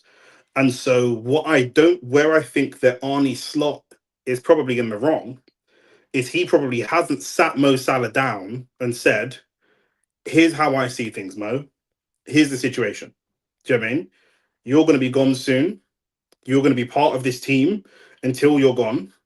Blah, blah, blah." Because you have to manage different people's character.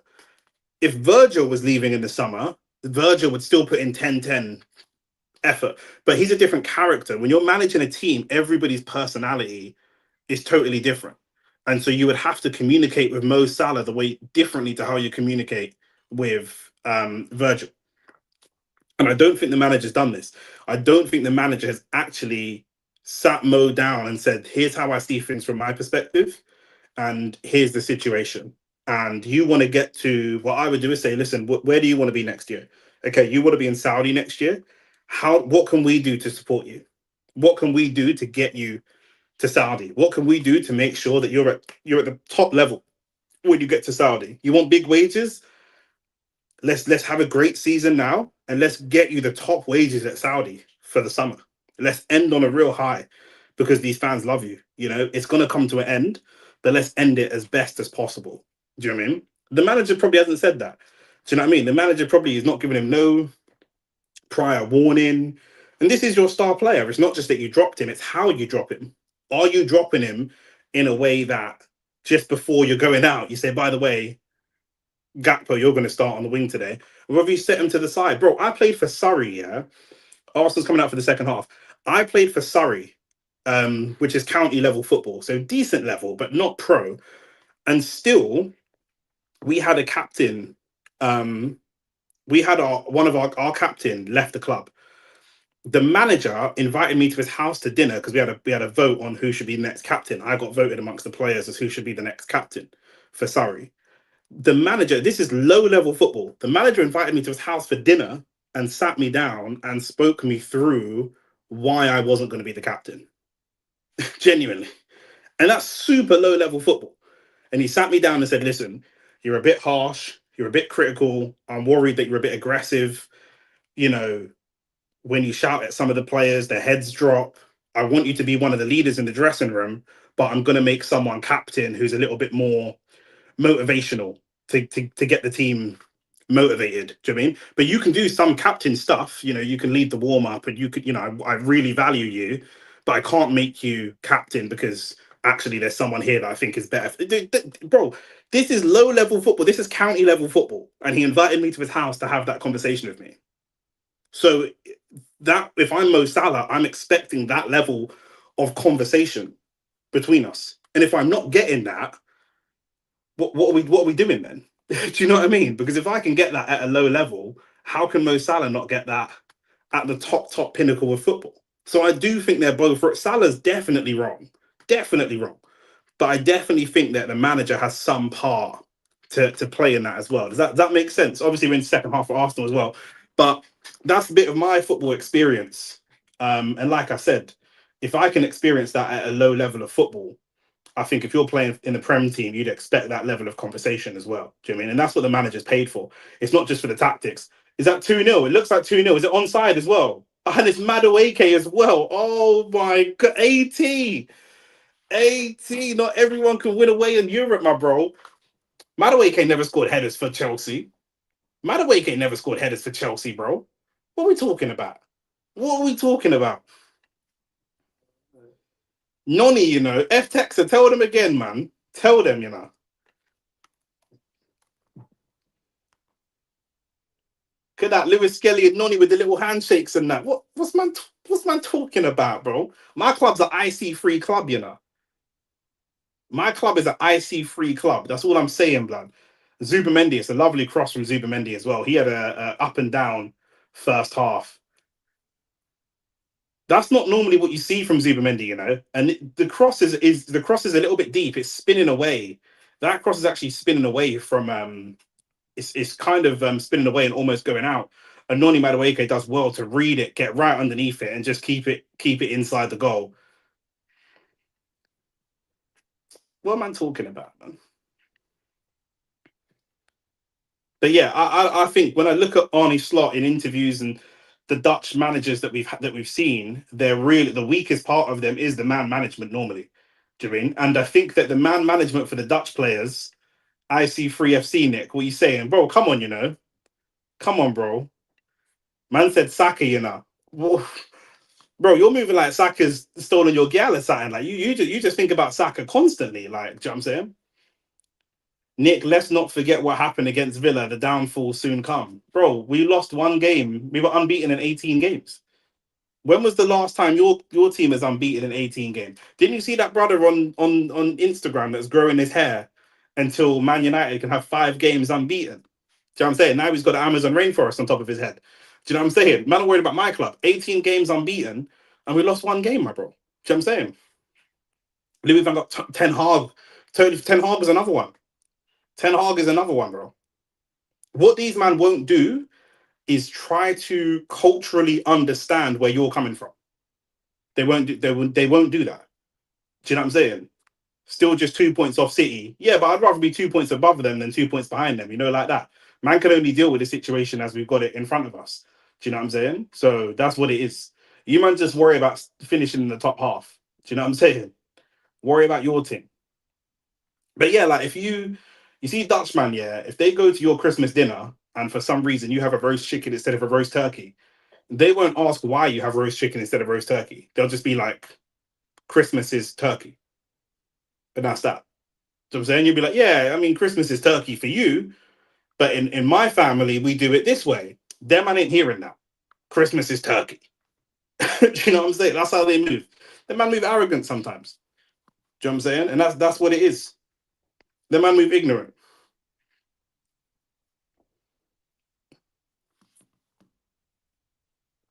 And they're allowed to get away with it too. That's Van Gaal with Di Maria. That's Ten Hag with Rashford. That's all of this. That's all of them. Do you know what I'm saying? They're not even that they don't understand. They're not taking no time to understand. Do you know what I'm saying? Less of the nonny talk. To man was dying to Noah's Ark at home. Brother, what are you talking about? Biggest achievement is 18 games unbeaten. Nah, bro, it's not even that, bro. I'm just saying, you're saying that we lost to Villa, but before that, like it's some crazy downfall. Like if it's back to back losses, when we had our bottling before, it was I'm pretty sure it was 3 losses back to back to back. Do you know what I'm saying? We lost the game, and then now we're winning 2-0 away in the Champions League and trying to get back to winning ways. What can we do, blood? Do you know what I'm saying? Before that, you might have talking like we lose games regular. Do you know what I'm saying? No amount of GA that will make me rate him. I'm not asking you to rate him. I don't care if you rate him or not. Why do I care? Do you know what I'm saying? That's like me caring if you think my gal is buff. That's got nothing to do. You don't have to think she's buff. Do you know what I'm saying? I don't care if you rate him or not. You can not rate him all you like. The fact is, he's got 2 goals for us in the Champions League, so that's what it is. That was for you, man. You man, them from different. Our man, them move different over our sides, bro.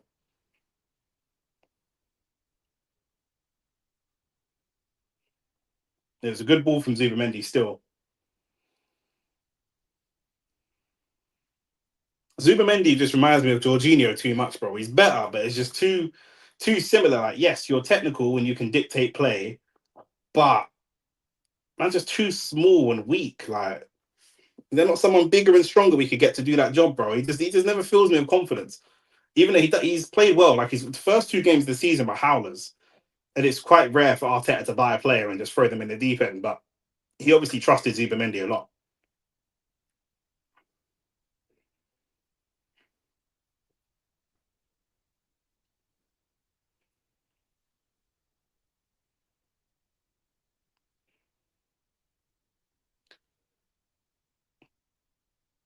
Marino's got away with one there. Once again, Marino's tried to go for a bit of a fancy pass, which is unnecessary. Luckily, the Club Bruges player handballed it, but we didn't need to do that little chip pass there. What do you mean? What do you man think of Jude? He's having a stinker today. Bellingham, bro, the miss. Yeah, everyone's saying that he's having a stinker, blood. Is Trent still playing, or is Trent out injured? It's calm. You man getting giddy over Club Bruges at home. Who's giddy, bro? What do you mean? I'm just celebrating my team winning. You got giddy over a draw. I mean, that's mad, blood. Good play from Martinelli. Can you find the pass? Almost. Almost. You man make me laugh, bro. Every week we stream, and if Arsenal win and I'm celebrating, it's like, oh, but it's only this. It's only game 5. It's only game 10. It's only Bruges. It's like, bro, I told you, man, at the beginning of the season, innit? If my team win, I will celebrate, blood. I don't care if my team win against, do you know what I'm saying, bro? Against Brisbane under sevens. It don't make a difference to me, blood. Do you know what I'm saying? Man, you man are acting like you sit there stone faced until it's the Champions League final. You don't, bro. Do you know what I mean? Because you man screaming in my chat all the time. Madrid versus City's end to end. I mean, they're 2 of the top teams in Europe, innit? So you'd expect a good game. It's going to be difficult. Obviously, it's different to the Prem, innit? Do you know what I'm saying? Like everyone, the Prem's a bit more cagey. You man did a whole PR campaign over a draw. I lie, bro. You man trying to extend contracts and Esteval and blah blah blah. That's 3 or 4 games in a row now. Esteval's died, no? I'll say Esteval die 4 games in a row, blood. Trent's still injured.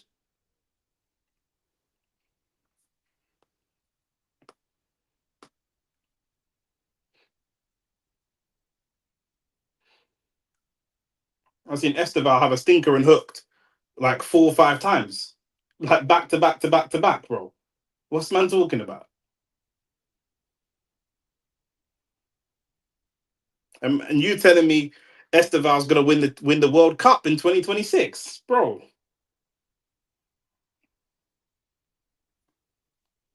Well, go on for Eze though. I mean, he's not on the pitch, my G. What do you mean? Like in the whole conversation about tens for England, I didn't even bring up Eze's name. You're saying Esteval's gonna win the thing, not even like he's gonna play for Brazil or he's gonna start. You're saying he's gonna win them the World Cup, bro. What are we doing here?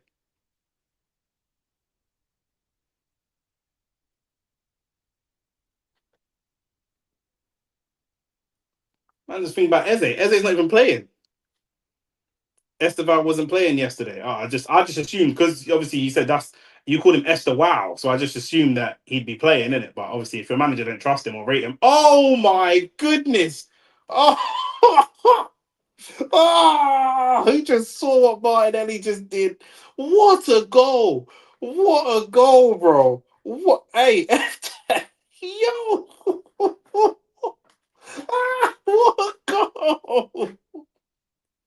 Yo! Ah! Another unsuccessful watch along. Another unsuccessful hate along for these man blood. Oh my god. Say swear he weren't playing yesterday. Why not, bruv? I thought he was the truth. I thought he was the truth. Why is he not playing against the mighty Atalanta, blood? Why did he not come outside? Whipped, bro, whipping excursion. Look at that. Keeper's got no chance, blood. You see the keeper's eyes? Keeper's diving and he knows in his heart he's got no chance, blood. He's just diving for no reason, blood. He's diving for no reason, blood. You know when you try to run away from Oxford, you know they're catching you. Bro, he died for no reason. What's man talking about? Man said Incestival blood. Incestival blood. 5 goals, bro. This is what I'm talking about. Where's the haters, man? Man are calling for Saka and Eze. Bro, we've got squad depth, my brother. We try to tell you. We try to tell you, bro. Sometimes it's going to be Saka as well. Don't get it twisted. Sometimes it's going to be Saka. But sometimes it's going to be Madueke, bro. Sometimes it's going to be Martinelli. Do you know what I'm saying? These man is calling for Incestival. And then if he don't play, it's just dead. Like, it's just like, what?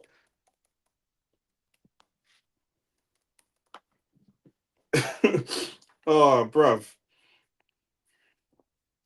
Who played yesterday then? Gittins and Pedro. Esteval not even used blood. He didn't even come off the bench, bruv. Bro, your gaffer used Gittins, Jao Pedro, Pedro Neto, and Garnacho, and didn't draw for Esteval. Yeah, because we've got a lot of injuries, blood. Do you know what I'm saying? That don't mean we can't win games. Do you know what I'm saying? Just we've got a lot of injuries. It's the truth. It's a fact. But that don't mean we can't win games. But I want to know why Esteval's not playing, blood. I don't understand that. I don't understand that. You're telling me Esteval's like the best. Esteval's meant to be your best winger. Why does your manager not think so? Why does your manager not think so? Do you know what I'm saying? Bro, we've got Norgard playing centre back, my bro. Do you know what I'm saying? We've got Norgard playing centre back. But you're telling me Esteval's the truth. Why does your manager not rate him? You man keep telling me that there's players. You man keep telling me that there's players that you've got that are cold, that your own managers don't rate. Do you know what I'm saying? Man are telling me Kobe Maino's cold. Kobe Maino's cold baller. But the manager don't rate him. The manager sees him every day. The manager puts him on the scales and measures his body fat, and he don't play him. You man telling me Esteval bad. Esteval, you see Esteval, wicked baller, wicked baller. The manager don't even play him. And then you're gonna say, nah, Maresca's not good. Nah, Amarim's not good. All right, man. I hear you. I hear you, man. Fuck it, no. No manager's good enough. No one's ever good enough. If only you, man, were managing, then Maino would win the World Cup.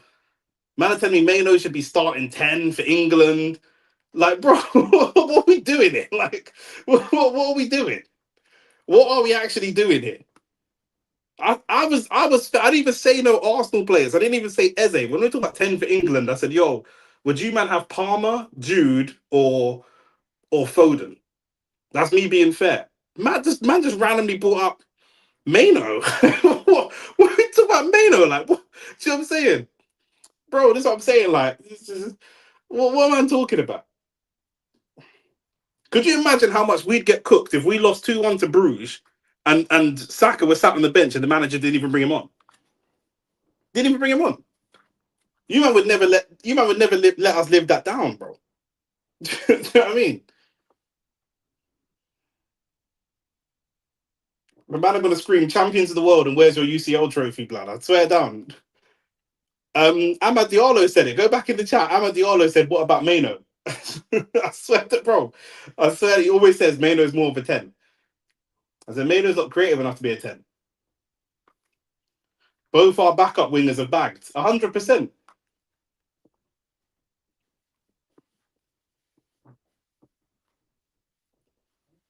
Man are telling me about Bruno, but Bruno, man said Bruno. It's 2020. It's nearly 2026. You know, you man know what year it is, isn't it? It's nearly 2026.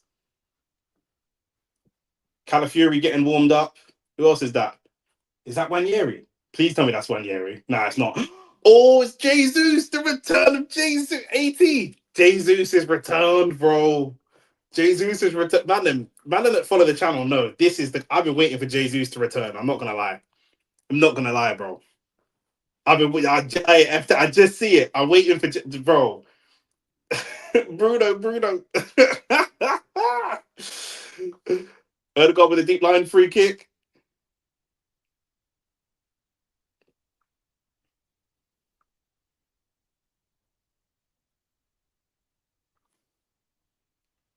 Our top scorer in the UCL don't play. Manager's a terrorist. What can I say? It's always managers, though. It's always managers.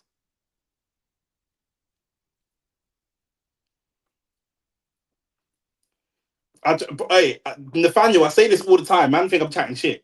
Jesus is so good.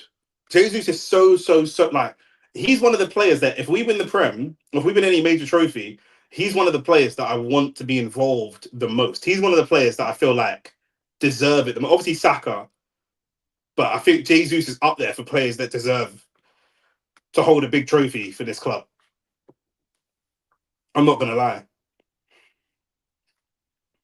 Gyökeres fairly ineffective today. Not gonna lie. I know AT is gonna say your main striker, that marquee signing, blah blah blah, and it's facts. I can't even argue that. You know what I'm saying? But I've been so desperate to see Jesus come back into this team, bro. Do you know what it is? Yeah, obviously, like I said before, Arsenal Arsenal are a very conservative team. Now he was trash today. I can't even run an narrative. Arsenal are a very conservative team. We had Arsene Wenger for a long time. We're quite low risk. Our fans are quite low risk. We're quite low risk.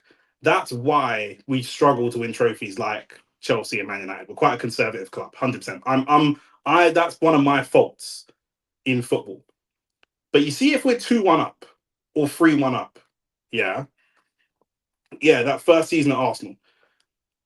You see, if we're 2-1 up or 2-0 up or something, yeah, and we bring on Jesus, not a game like this, which is quite open, we're going to go for more goals, but a game where we want to dead the game. You see, if we bring on Jesus and put him up top, yeah, that the way that ball will stick to him and the way he could bring other man into play, it's long, you know. He can help us not kill off games with more goals, but kill off games with you're not getting the ball. If you've got Saka, Eze, Jesus, Erdegaard, maybe Martinelli on form as well. Bro, man are not touching the ball for all 15, 20 minutes. With Gyökeres, we can't do that. With Gyökeres, we can't do that. Do you know what I'm saying? I didn't even watch your game, but yeah, man, like Gyökeres dying has played. That's like yesterday. I didn't even watch your game, but I just knew Esteval weren't doing that and blood. Do you know what I'm saying? Man was just chucking Powerade bottles at the man them during the break and that. I hear it.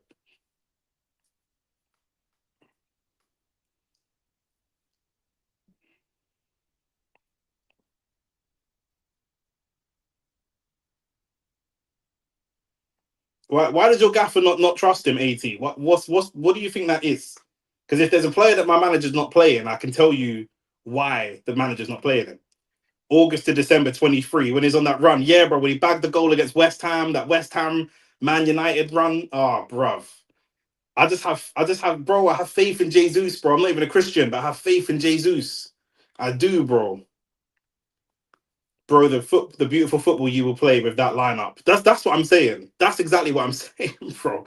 Even like from a ball retention perspective, which as an Arsenal fan, I know it's not exciting, but This is the kind of shit that gets me excited. Do you know what I'm saying? Which I know is a lot of people find it boring. From a ball retention perspective, you just might not like. Madueke is a bit of a gambler. Even Martinelli at times is a gambler. Zubamendi can be a gambler. If we got Rice in the 6, Eze in the 8, Erdegaard in the 10, Trossard on the left, Saka on the right, Jesus up top, man might not touch the ball for 15 minutes. No one might not touch the ball. You know, we might not score bare goals, don't get me wrong. But man, if we're already 2 or 3 up, man might not touch the ball at all, point blank, period. Do you know what I'm saying? Sadly, he has no knees. But we just got to see, even if he can do 10, 15 minutes here and there. Do you know what I'm saying? We got Wolves on the weekend. We got Wolves. So it should be a winnable game. Club Brugge coming forward. Ben White tracking back. Good cross in from Club Brugge. Just gone all the way to the other side of the pitch. It's well kept in by Forbes as well. Forbes has done his thing still. He's a bit of like a Rebor Doku. Do you know what I'm saying? Why are you hating, man? Why are you hating? I'm pretty sure one of them will get injured. Yeah, that's the thing. Keeping them all injury free. But I'm saying not to start games, but in games where we're 2 or 3 goals up, to see the game out. They all understand. They're all boring enough to understand the assignment. That the assignment is just to see the game out. Whereas Gyökeres is a goal scorer. He will gamble to try and score a goal. Do you know what I'm saying? Good cross, low driven cross from Club Brugge. Nearly in there for a bit of a smart corner kick. Try to catch Arsenal out. Sorry, yeah, let me go back to what you're saying about the gaffer. Our gaffer trusts Toxin and a bag of shit over, I don't even know who these men are. Achim Leon. Bro, that looks like an illness, blood. What is that, bro? That looks like you got paracetamol playing at centre back for you, blood. Do you think Gyökeres can play defensive midfielder? His position's already occupied. 100%. 100%, bro. You might have to, bro. Why not? It's my job to hate Arsenal, bro. Bro, hating on a club from the other side of the world is extreme levels of hate, blood. I can't think of an NBA team that I hate. Like, do you know what I'm saying? Bro, that still looks like anxiety attack, blood. I don't care how you spell it, blood. Who is this guy? Who are these youths, blood? These random Tosins and that, like, bro, what? These you got tapping Tobes at centre back and that. Like, come on, bro. Arsenal playing some very risky football along the back line. And then out to Ben White. Oh, Ben White is so good. Ben White is actually so good.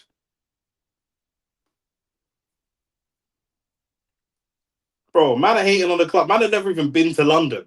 Man have never even got on a plane. Man have never even landed at Heathrow or got the Gatwick Express. Man have never even been to. Man have never even been on the tube. Do you know what I'm saying? Like, man ain't ever been to Finsbury Park.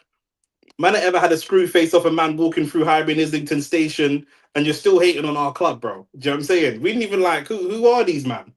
Who are these man, bro? Hating on us from across the world, bro. All we're doing is trying to spread joy to the black community. Are you pro-black or not, man? Big man thing. What's going on here? We got Shane at centre back. The amount of people that say Shane looks like someone just cracks me up, man. I hate the Scousers here as well. What do you have like when you say Scousers? Do you mean Liverpool fans or actual Scousers? Because my girl's from Liverpool, so she's like an actual Scouser.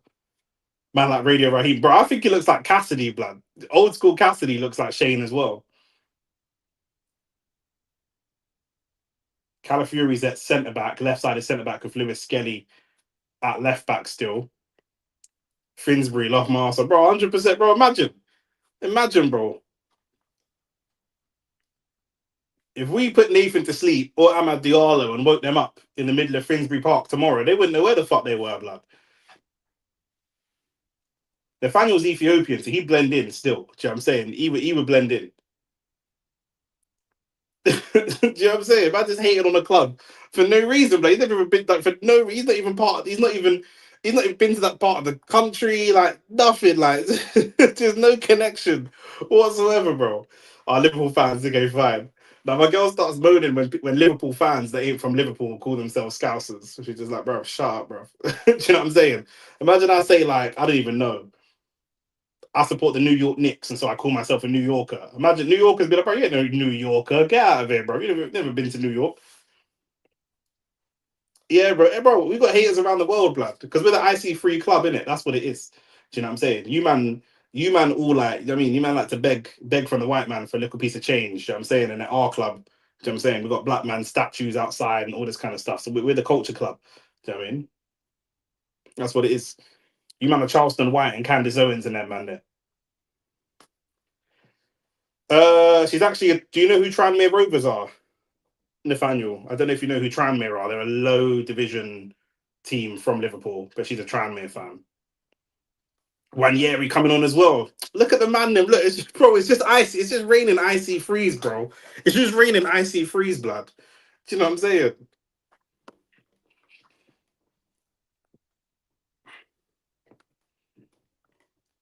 One amount of black man in Bruges, you know, blood. We're gonna make these man vote Brexit, blood. Big man thing. Charleston White, don't kill, bro. Big man thing. These men are Charleston White and Candace Owens, blood. They don't like to see black man happy.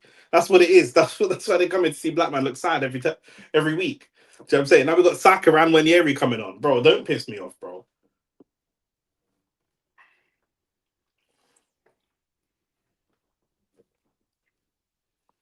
You got bare icy freeze, man. Less of that, bro. Yeah, but your club, bro. It's just you don't understand it, bro. You don't understand. You don't understand it, bro. Your club, even when they win things, it don't move the needle in the black community. Like 100%, you have black players. I'm not saying you don't, but it's not the same. It's not the same. It don't move the needle in the black community, my bro. It don't, bro. Your club couldn't bring out a Pan African football shirt, blood, like my club can. Do you know what I'm saying? What are you talking about? Man called my team Reform FC. They are blood. They are. We are Uncle Tom's, bro. Big up. You know, see? 100%, bro. Bro, Arsenal bought out a kit. Arsenal bought out a whole kit that was Jamaica colours, bro. A Pan African Jamaica coloured football kit. If Chelsea Football Club released that same coloured shirt, yeah, you know how your fans would react. I don't care if you got African fans, black fans. Do you know what I'm saying? You got some Tosins and some Adebayors. I hear you. But you know that your fans would not react well to that, blood. Do you know what I'm saying? The world's changing, blah, blah, blah. Come on, bro. They are racist, but we are still champions of Europe. Ain't you a United fan? What do you mean we are still champions of Europe? You're a United fan, no? Nathaniel, you don't support Chelsea, do you? No, you definitely support United. The way you were talking about Bruno earlier, only United fans talk about Bruno the way you talked about Bruno. No one who don't support United or who isn't Portuguese talks about Bruno that way.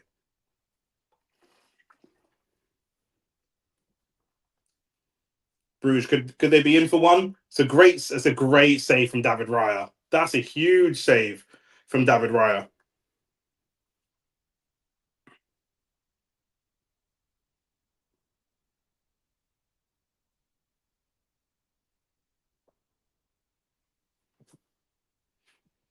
Club Bruges still playing, not just letting the game go. Let me have a look what the other games are saying.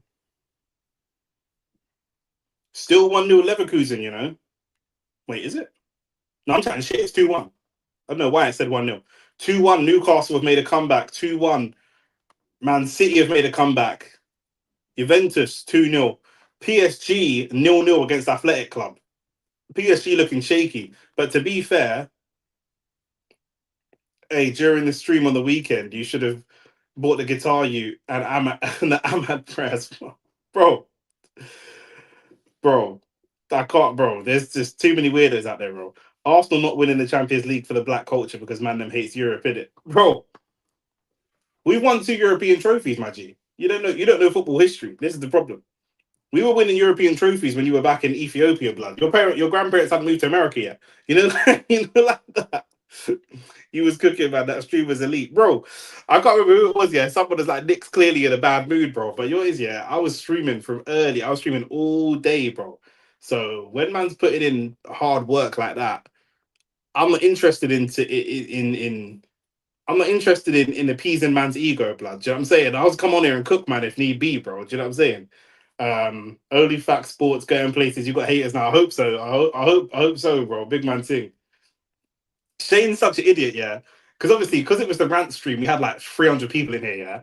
So I was trying to act normal. See, like if you man come in here and it's like we're streaming something, and we've got bare people in here, like more than normal. I won't move like I'm not used to that in it. I'll just move normal. Do you know what I'm saying? Shane comes in and he goes, "Yo, we got bare people in here. What's going on?" I was like, "Yo, chill, man. Just act like we do this on a regular. Do you know what I'm saying? Like act like we normally get this many people in here." So yeah, the rant stream was crazy. Rants and them lot. There was that brother that kept spamming Lee Gunner's live. Come over there. I was like, bro, what is why are you just spamming this? Like, well, I'll go on for this guy. I don't know, man. But the first step is 5K. If we can get to the 5K, then we start trooping on to the 10K. Once we get to the 10K, then we know what it is.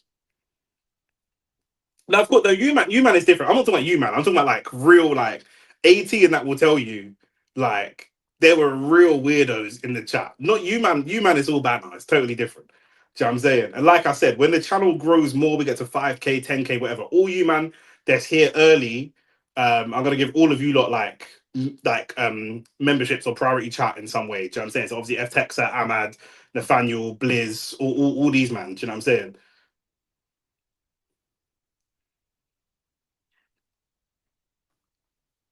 Bro, Shane had to tell the chat, like,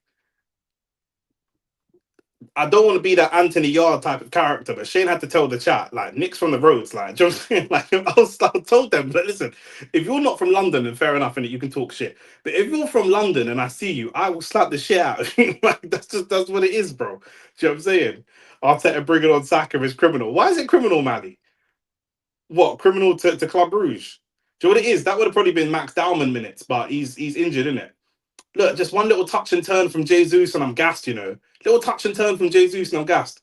Martinelli, oh, that was nearly back post for Saka as well. That was nearly back post for Saka.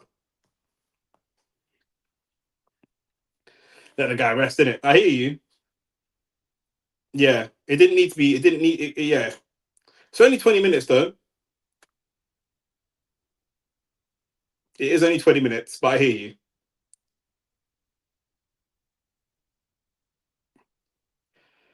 It's not even like you see like certain players stat pad. Yeah, Arteta stat pads for Saka. You know, like that. Like he'd bring him on just to take a corner and then like take him off again. Lovely, lovely strength from Calafiori. Really good strength from Calafiori. Nick and educated, bro. That's bro. The stream on the weekend when we did Rance's stream, there were some weird people in here, bro. Where's some brother come in the chat was like, shut your mouth. I was like, bro, how are you coming in my chat and telling me shut my mouth, bro? What you, bro? You got an egg emoji as your thing. Like I'm on here with my government name. Do you know what I'm saying? Man can Google me and see what I'm on. So what we doing, like, bro? This that man just bringing some weird people, man. I'm not gonna lie. I gotta tell Rance about his audience. So honestly, I sat there with Shane talking about it. I was like, bro, is it worth it? Like, I don't even know if I want to have 100,000 subscribers and have a bunch of fucking weirdos when I'm walking down the street. Do you know what I'm saying? Like I'm not on that. These man are these weirdo youths, bro.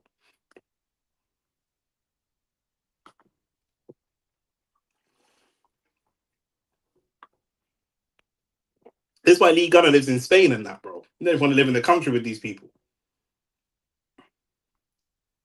Arsenal bopping it well, but we might as well get a fourth since we're here. Wanyeri. Yeah. I've made more people mods still. I'm not gonna lie. Good feet from Wanyeri. Lewis Skelly off the crossbar. Lewis Skelly, bro. You know it's no manners when Lewis Skelly cuts in on his right foot and has a shot. Is that Lewis Skelly? Am I chatting shit? Was that Jesus? I thought that was Lewis Skelly. No, it was oh brother, it was Jesus, bro. Oh my days. Nah, Jesus scored. If Jesus scored, oh my days. Bro, death threats over football is banter, blood. Do you know what I'm saying? If man are threatening me with if anybody this is what I said on the stream. Banter is fine, isn't it? But threats of violence is long. Because if you threaten me with violence and I see you in the street and it turns out that you're actually just like some 15-year-old kid, I'll still slap the teeth out of this you, bro. I don't care. Like, you know what I'm saying? Less of the Jesus thing. It's nearly 2026, bro.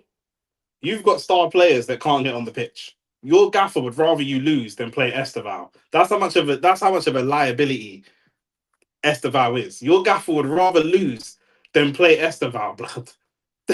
That's how peak it is. Like, man's got a Mohican with no fade. Do you know what I'm saying? That's what it is.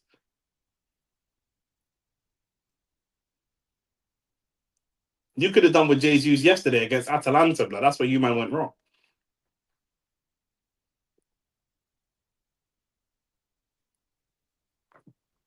You know, like that. Your manager would rather lose, blood. We keep trying these little flick passes between two men, just for no reason. My Brazilian come off the bench, come off the beach, and started dunking in Club World Cup finals, bro. There's probably more people in this stream right now than watch your Club World Cup final games live. What are we talking? Who watches that? Do you know what I'm saying? Without googling, tell me the last five Club World Cup winners. We don't know these, man. We don't know you, bro. We only know when it's Chelsea because you don't talk about it. I didn't even realize that Man United had won the Club World Cup before because they never talk about it. I couldn't tell you the last five winners. Like, do you know what I'm saying? All right, cool,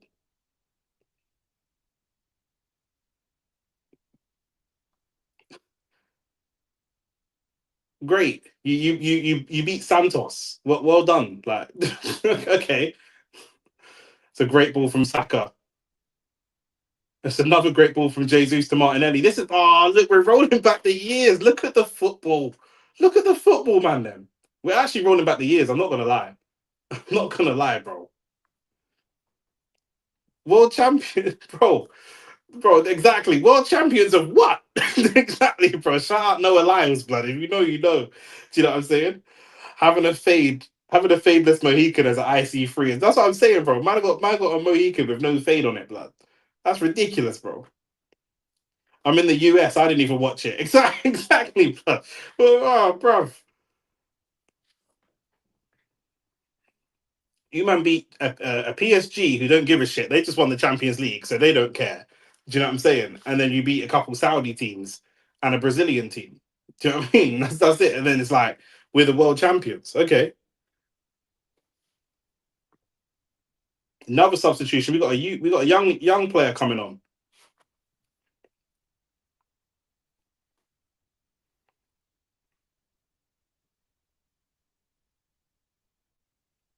Is this a debut for this youngster?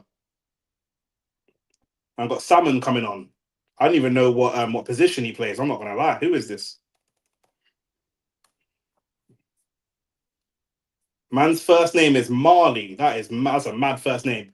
He's from Leytonstone as well. Jeez, local boy. Marley Salmon.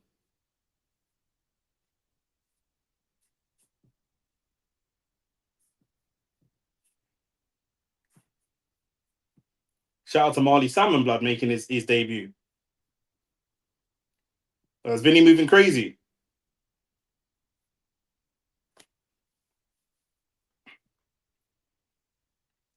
You man is throwing parades after two free kicks. We obviously weren't throwing parades, Blood. Do you know what I'm saying? You must not live in London because we weren't throwing parades at all. Rudiger's having a stinker. Rudiger's such a funny player, isn't he? Like, he's either so good or so shit. I think Rudiger plays better when the game is like a bit mad and erratic. If the game's like actually slow and controlled, he can be a bit of a liability. He's like Aaron Ramsdale. Like, he's good, but he can get bored. I feel like he can actually get bored. Shout out to Samson as well. Samson was keeping me sane the other night, bro. Because I was looking to come out and beef, man. Oh, that's got to be Jesus, bro. No, it wasn't. Who was that? It's Martinelli, bro. Martinelli just chopped and megs the defender, bro. That defender's got kids at home, Gabby. He's got kids at home, bro. Can't disrespect man like that. He's got kids at home, man. Don't do that. Extra video idea. Do you think voting in the UK is of any use to black people, and which political parties are of the most interest to black people? That's a good shout. The thing is, I already know Shane's going to say no. There's no point because we've had this conversation before. Not when I first met him, but like when me and Shane aren't on stream, we're just always talking about political stuff all the time. So that's why he likes making that type of content. He asked me before, he's like, "Do you vote?" And I was like, "Of course I vote." And my position is, if you don't vote, then that's fine. But I don't want to hear you moan about stuff in life. You know what I'm saying? Stuff that could potentially be changed with voting. Do you know what I'm saying? Don't not vote and then say, "Oh, can you believe the taxes went up?" Like, bro, you didn't vote. Like, so you had an opportunity to stop that from happening, you didn't. So it don't make no sense. Same as in America, you can't not vote. Most black people in America don't vote, and then Trump wins, and it's like, "Oh, how did this happen?" Well, you didn't vote, my G. Like, what do you want us to do?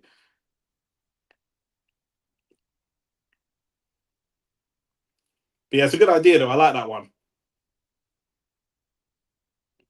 Won the ball back well. Saka get on the overlap. Wanyeri. Jesus. Ah, nearly. Nearly. Hey, random. We're gonna celebrate. We're gonna celebrate, bro. If I just realized, yeah, I swear AT always talking about how many black people support Chelsea or whatever. Yeah, I swear AT is not even black. I swear AT is like Arab or something. Where are you from, AT? I'm sure you're Arab. Jesus needs to do better. Slyly. Slyly. AT is definitely Moroccan or something. He's definitely North African.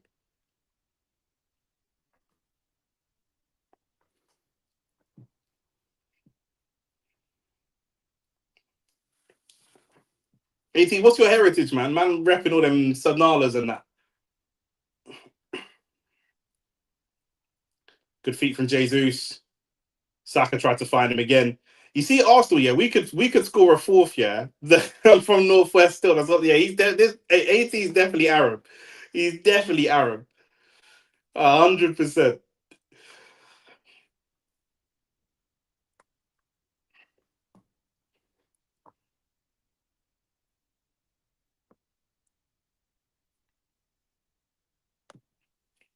Yeah. I don't know if that's I don't know. I'm torn. Like I don't even know if that's like a good way to grow the channel or not really, or like is the weirdos that we get worth it for the growth of the channel? I got to think about that. Oh yeah, yeah. All right, cool. So you're definitely Pakistani, bro. You're definitely from Pakistan or Bangladesh, or something, blood. Man said South Asian, so you can't be Indian. AD is definitely Pakistani.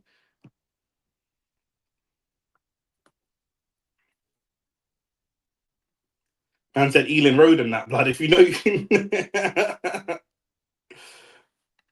Ahmad, apologize for mentioning. Ahmad, didn't you say you would look at Kobe Mano for the 10 for England?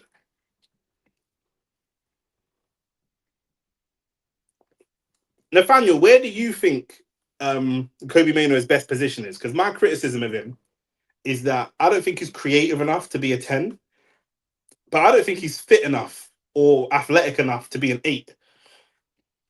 So I'm torn. I'm really torn. I think he's a player that could be good for helping Man United go from 15th back to top 6. But I think for you to be competing, I think you'll probably have to upgrade on him. I don't know. I don't think he's that level for you, man, to be top 6. Yeah, sometimes. Not all the time. I'll put on goals, or every Monday I play. Obviously not now because I'm injured, but every Monday I play at Sunbury Power League near Feltham. But I play at goals maybe once a month. I play at goals. I'll put on goals. Number 8. He's a talented player. I just don't feel like I can't see United being at the top table with him as your starting 8. I can't see that. I think other clubs midfields are going to be too strong. That's the thing. If he's playing in the 8 and he's up against Rice, or even for Tottenham, he's up against Paulinia, I just don't see him winning those type of battles. See what I'm saying? And it's not even like a Modric where, okay, he's not super physical, but his technical ability is so high. Yeah, he's got some technical ability, but it's not his technical ability is not that high. Do you know what I mean? Not consistently anyway. Arsenal giving away a free kick in a dangerous area, some rash defending.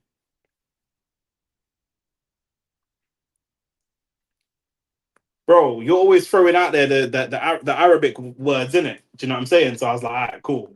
We know what this brother's on. Do you know what I'm saying? It's just because of the Arabic. That's when I thought, nah.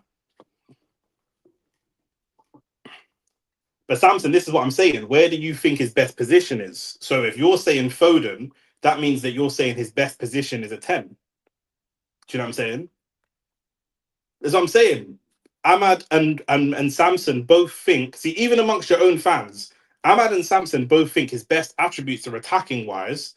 But Nathaniel, who's also a United fan, thinks that he should play in the 8. So just amongst Man United fans, you lot are all looking at this player a little bit differently. Do you know what I'm saying? AT saying an advanced 8.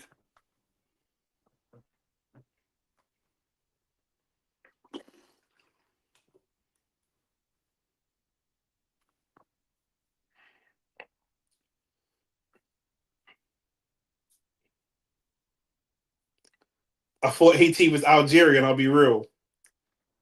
Samson said he can't play 8. I agree. He's not fit enough to play 8. We've already seen the manager has said he's had weight issues and fitness issues. Man said he should leave England. I'm not going to lie. Leaving England is for players that can't hack it. I'm not going to lie. I thought AT was Somali. Listen, let's not even get onto the Somali brothers, especially in North America. Them man are going through a very, very tough time right now. Do you know what I'm saying? So thoughts and prayers. Pray for the Minnesota Somalis. You know, like that, because it's ugly over there right now. Now, AT's Pakistani for sure.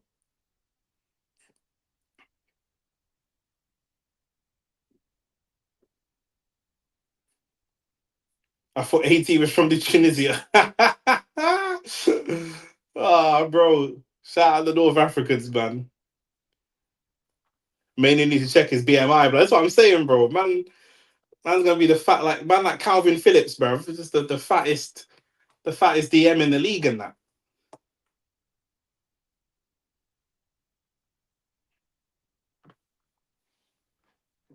Imagine your own president calling your whole ethnicity trash. Wanyeri, cutting and shoot. Oh, it's a good save. It's a good shot as well, to be fair, from Wanyeri.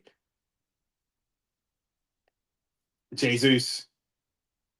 That should be a goal. That should have been a goal. It's another great shot from Wanyeri. Jesus is really good at that. Immediately when he gets the ball, he stands up and looks the defender in his eye. He doesn't actually like try to shield the ball off with his back. He just looks at the defender straight away. Arsenal number one hater for sure, damn straight. Man said BMI. Now I'm number 180, no chance. What happened in North America? Bro, have you not seen with Trump, Samson? Trump has gone to war with Somalia, bro. Big man thing. He said Somalis are trash. The whole country's trash. They all smell. This is not taking the piss. This ain't Twitter. This like he said it like in press conferences. Like said this is like we don't want any Somalis in the country. Let's get them out. He's deporting some people of Somali descent, even like American citizens that are of Somali descent. Bro, it's mad, bro. he's just going he's just going nuclear on Somalis, bro.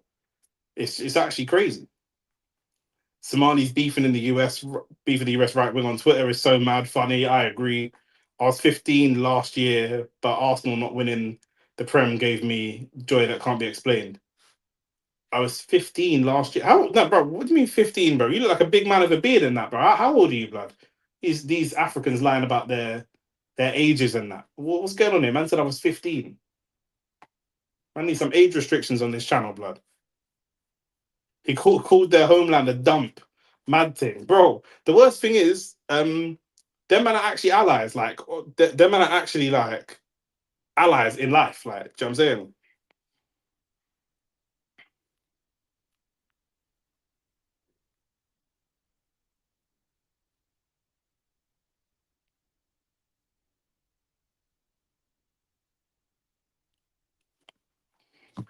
That's facts. 3-0.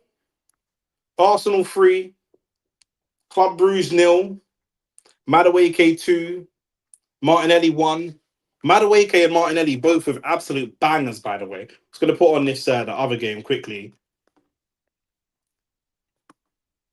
Bro, you said I was 15. Oh, seen. 15th in the league. My bad. But Joe is, yeah, Arsenal not trash like that to even my brain didn't even register that kind of things. I'm just putting on the end of the Real Madrid game. Madrid pushing for an equalizer. Ake, what kind of header was that, Ake? Man just try to do the Willow Smith, flick his hair back and forth and that blood. Do you know what I'm saying? But yeah, bro.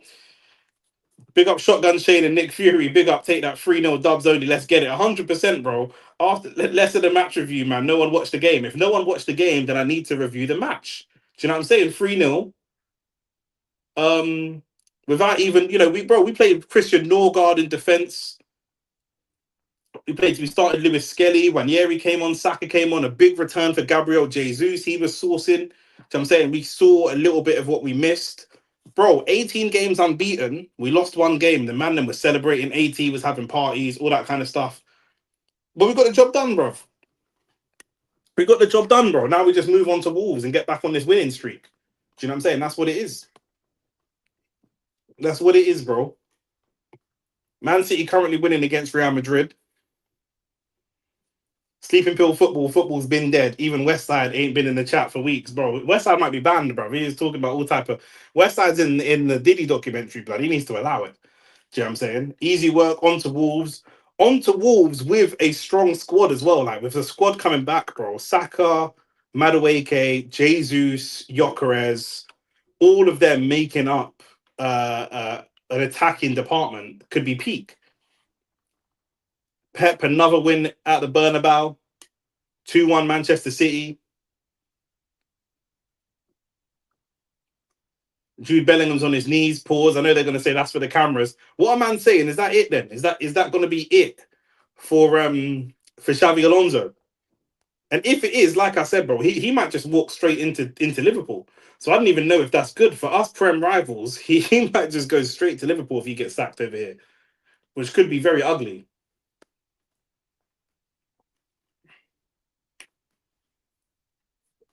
Perez is about to snipe Alonso, blood. 100%. But this is what City do, man. This is what City do. And City ain't even in their final form. We know last 10 games of the season is City's. We know that. The City's got Crystal Palace this weekend. Arsenal have Wolves this weekend. I'm going to be live for that as well. I'm going to be live for the Wolves game. Then we're going to be live on December the 19th. Make sure that you're here. It's the big fight, AJ versus Jake Paul on Netflix. I told man 2 months ago, however many months ago it was, that the Tank fight was never happening. And now we got the Jake Paul fight. I knew it was going to happen. It's just one of them things. Do you know what I'm saying? Man are saying it's not going to happen or it's staged. I think that Jake Paul is under pressure from Netflix to have to take this fight.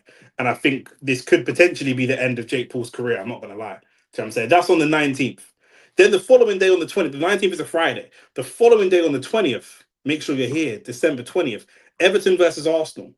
Richards versus Aziz in Ghana, and Andrew Tate making his Misfits debut against Chase Demore, all at the same time. I don't know what to title that stream. I don't know what title was going to get the most engagement, but it's all happening on the 20th. So we're going to have multiple screens and everything's just going to be running at the same time because that's going to be a mad thing as well. Trump must have been given the green light from the higher ups, blood, bro. Trump's just on a madness, bro. That's just what it is. Do you know what I'm saying? The goals today were amazing, though. All three of our goals were amazing. I know that. I don't know about other man's goals. Everton versus Arsenal. Everton away. We may feast. Yo, pause on that, bro. What is this, bro? You and Nathaniel were gonna feast together. That's yeah. Pause on all of that. Do you know what I'm saying? But yeah, Everton away. That'll be a tricky game. That would definitely be a tricky game. Do you know what I'm saying? No, I actually haven't. I don't know where he is. I haven't put him in the gulag. I don't know where he is. But since you man are chatting, let's look at Man United's next fixtures. Let's predict some of these fixtures over the Christmas period. Let's look who Man United have got. Because Man United are actually shit. Man United have a difficult run. They got 4 games left in December, and it's Bournemouth away. They're Bournemouth at home, Aston Villa away, Newcastle at home, Wolves at home. Aston Villa and then Newcastle 21st and 26th. It could be a horrible, horrible Christmas potentially for Newcastle, for Manchester United fans. It could be. That could be ugly. Wolves, we expect to see them win, and then Bournemouth, it's a bit of a toss up. Chelsea, they've got Everton. You're talking about Arsenal playing Everton. Chelsea, you man worry about Everton this weekend. You got to deal with Everton today at 3 o'clock. Then you've got the quarterfinal of the EFL Cup against Cardiff City, which is a winnable game, but it's just going to take legs out of. It's going to just drain energy unnecessarily. Then you've got Newcastle away on the 20th. We'll be here, and then on the 27th you've got Aston Villa, and then on the 30th you've got Bournemouth, and then on the 4th of Jan you've got Man City. Oh, that's looking like an ugly run for Chelsea as well. I'm not going to lie. Not an ugly run, but just a really difficult run. Everton, difficult game. Newcastle, difficult game. Aston Villa, difficult game. Bournemouth, winnable, but will be difficult. Man City, winnable, but will be difficult. You've got 5 difficult league games in a run. And let's not forget, you couldn't even beat Atalanta. But it's cool, because at the end of the day, you man have Esteval on the bench, innit? Do you know what I'm saying? That's all that matters. That's all that matters. You've got Esteval. So long as you've got Esteval, do you know what I'm saying? Everything else will fall into place. Do you know what I'm saying? But yeah, fam, that's it. Winning away from home in Europe is not for everyone. It's certainly not for the champions of the world. Do you know what I mean? Some man can't go and win games in certain stadiums. That's just what it is. Like the video, subscribe to the channel. We're going to be back on Saturday for all the Premier League action. I'm going to be here. And then, yeah, we'll see you, man, on the 19th for Jake Paul versus AJ. We'll probably go live for most of the card because I think there's some women's fights or whatever. But we know that that one's going to draw in. What do you mean you're streaming the Newcastle game? What Newcastle game? What, the Newcastle-Chelsea game? Should we stream that Newcastle-Chelsea game? That's on the 20th. That's early kickoff. We could probably do that. We can do the Chelsea Newcastle game on the 20th. We could probably do that. But the stream in the evening is going to be crazy because, like I say, there's football on that 20th. There's Everton versus Arsenal, and Richards versus Aziz, and Andrew Tate all at the same time. It's all in the evening on the 20th. So we're going to have to figure that out. But we'll be live. We'll be live regardless. But yeah, like the video, subscribe to the channel. We're going to be live. You know what it is already. Peace and love every time. Standard win, back to winning ways. Aston Villa was just a little blip. Still Premier League, top of the Premier League. Do you know what I'm saying? I think we're still probably top. I think we're still top of the Champions League table as well. So we're gravy, bro. Do you know what I'm saying? The haters are out in force, but they're upset, bro. Do you know what I'm saying? So say what's up to Shane Mosley. He looks like Cassidy. Tell me Shane don't look like Cassidy and Brian Norman Jr. But yeah, man, I'll see you man on the weekend. Peace and love every time.